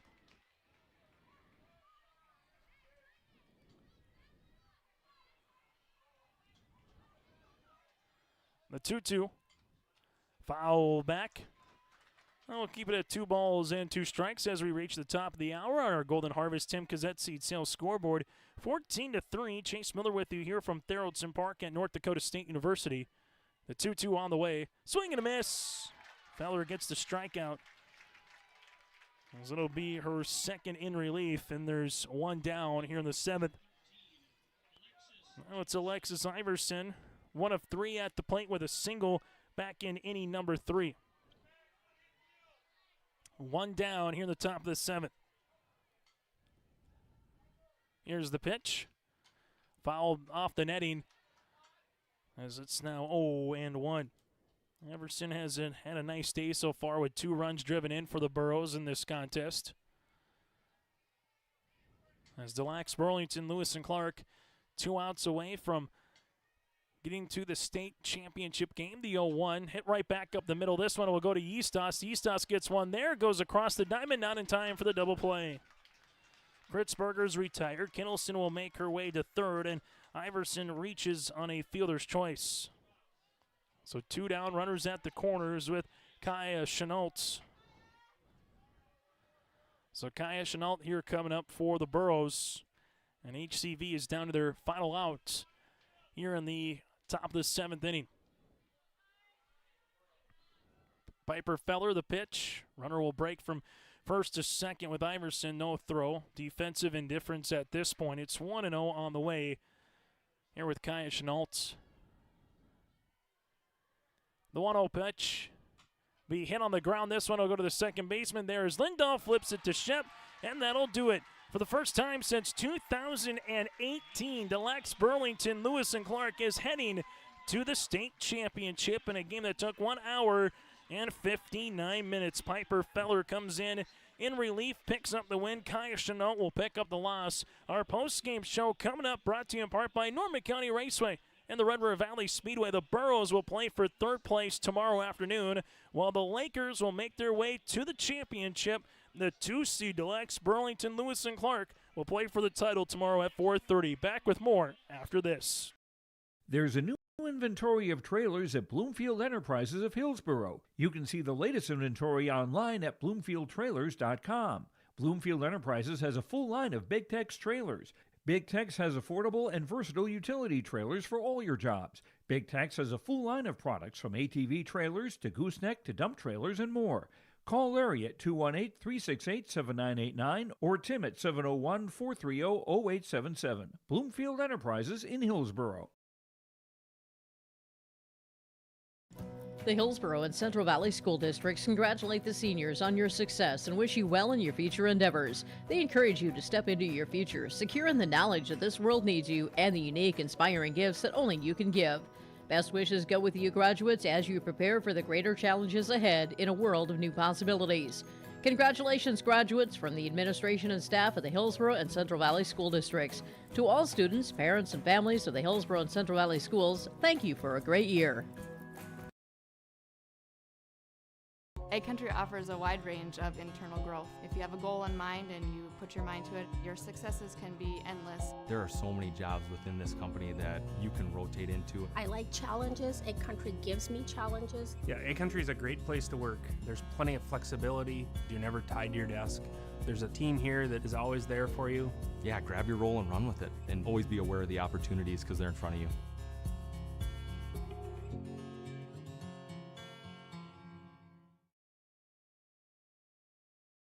Since its beginning, the Central Cass Booster Club has generated and helped sustain fan interest in the men's and women's athletic programs at Central Cass High School. Through the years, that mission has broadened to also enhance the youth programs throughout the community. For more information, search Central Cass Booster Club on Facebook or email centralcassboosterclub@gmail.com. That's centralcassboosterclub@gmail.com. Go Squirrels! As we come back on our Norman County Raceway Red River Valley Speedway post-game report here, 13-4 in favor of Deluxe Burlington, Lewis, and Clark. Again, this will be their second championship appearance in program history, and the first since 2018 here, as they will await the winner of our next contest of Central Cass and alongside the Beulah Miners. 13 runs, 11 hits, 3 errors, 6 runners left on base for the Lakers. Burrows, 4 runners scored, 5 hits, 4 errors, and 8 runners left on base in a game that took 1 hour and 59 minutes here today from Theraldson Park on the north side of Fargo. It's now time to get to our player of the game, brought to you in part by Enbridge. Go to Enbridge.com for career opportunities. Life takes energy. That is Enbridge.com. 4 2/3 innings of work here for Piper Feller. She gives up 2 hits, 3 walks, and 2 strikeouts in relief. And also here able to get 3 base hits for Piper Feller, 2 doubles, a single with 2 runs scored and a run driven in. Piper Feller is our Enbridge Energy player of the game. Go to Enbridge.com for career opportunities. Life takes energy. That again is Enbridge.com. Our Halstead Telephone Company post-game connection, a solo home run by Logan Eastos in the 3rd inning. Able to get a solo home run variety here for Logan Eastos. That was our Halstead Telephone Company post-game connection. Made it 4-2 at that point. A couple batters later, Gretchen Deaver with a 2 RBI single to tie the game at 4. Those 2 hits really jump-started the offense here for the Lakers, and those 2 hits are our connection to the game. Brought to you in part by Halstead Telephone Company. Discover local reliability you can trust at Halstead Telephone. It's how to connect at halsteadtel.com. And our Agassi Feature Precision Egg play of the contest, able to go 8-6-1-5, and they get Piper Feller out at 3rd base after she hit a double. Kritzberger for the Burrows threw it to Kittleson. It went off of Kittleson's glove. Off of Kittleson's glove, so Feller was trying to go from 2nd to 3rd. Dickoff was able to back it up there, be in the circle and behind the play, then throw over to Halstead to retire Feller out at 3rd base. That play is our play of the game, brought to you in part by Agassi Precision Egg. If you're a Feature Precision planting dealer, go to planterdoc.com. That again is planterdoc.com. In Hillsboro, Agassi Precision Egg in Hillsboro. As we take a quick break here, and we'll put a bow on this one next on our Norman County Raceway Red River Valley Speedway post-game report as the Lakers are moving to their 2nd state championship in program history. The Burrows still have a chance to finish in their best ever state tournament if they can pick up a win for 3rd place. They finished in 4th in 2019, but they still have a chance to have their best ever appearance at state if they can pick up a win upcoming tomorrow. We'll talk about it more after this here on your LiveEvent.com. The City of Hillsboro invites you to make Hillsboro your home. If you're looking for a new home or a job, check out the opportunities in Hillsboro and see what the community can offer you and your family. Enjoy a quality family life with community, education, church, entertainment, and more. For all neighbors and those driving through the region, we welcome you to come and shop with the businesses in Hillsboro. If you have questions related to services available in the City of Hillsboro, contact the Hillsboro City Office at 701-636-4620. At Dakota Heritage Bank, we know your schedules can get hectic, and you don't always have time to get to the bank during regular banking hours. We make it easy for you with mobile banking, online banking, and bill pay services that we offer for free. This is Michelle with Dakota Heritage Bank, inviting you to do your banking with us anytime, anywhere. Just go to dhb.bank or download the mobile app for convenient on-the-go banking, serving you with locations across North Dakota and northwestern Minnesota. Dakota Heritage Bank, member FDIC, equal housing lender. Treat yourself to a great career at American Crystal Sugar Company. Team up with quality people making quality products. Full-time and year-round in a stable business. With great pay and benefits including time off available from day one. American Crystal Sugar Company invests in you to promote your continued growth and career advancement. Grow your career, doing your best work within the world's best beet sugar company. Apply online today at AmericanCrystalCareers.com. Again, your final on the Norman County Raceway Red River Valley Speedway post-game show. It is a 13-4 win for Des Lacs, Burlington, Lewis and Clark over Hillsboro, Central Valley. So for the Burrows, they will play for third place upcoming tomorrow, roughly at around 1:30. While for Des Lacs, Burlington, Lewis and Clark, they will play in the championship at around 4:30 tomorrow afternoon. Peyton Quam able to score a run for the Burrows, 2 for Kritzberger, a run by Hattlestead. While for Des Lacs, Burlington, Lewis and Clark, Aubrey Shep was kind of the player offensively with 4 runs driven in. He had 2 by Logan Eastos and 2 by Gretchen Deaver as well. The Burrows led 3-1 after 1, 4-1 after 3.5. They would never score after that as Des Lacs, Burlington put up the final 12 runs in this contest. Again, your final 13-4, Des Lacs, Burlington, Lewis and Clark over Hillsboro, Central Valley. The Burrows dropped to 15-12 on the season, while the Lakers improve to 23-2. The 2 seed advances. They will either play the 1 seed of Central Cass or the 4 seed of Beulah tomorrow. Earlier today, Velva Drake Enemus 1-5, 13-0 over Mayport CG, and Bonneau won over Carrington 12-2. In 5 as well. We're back in a few moments with our final semifinal game here on your live event with Beulah and the Central Cass Squirrels.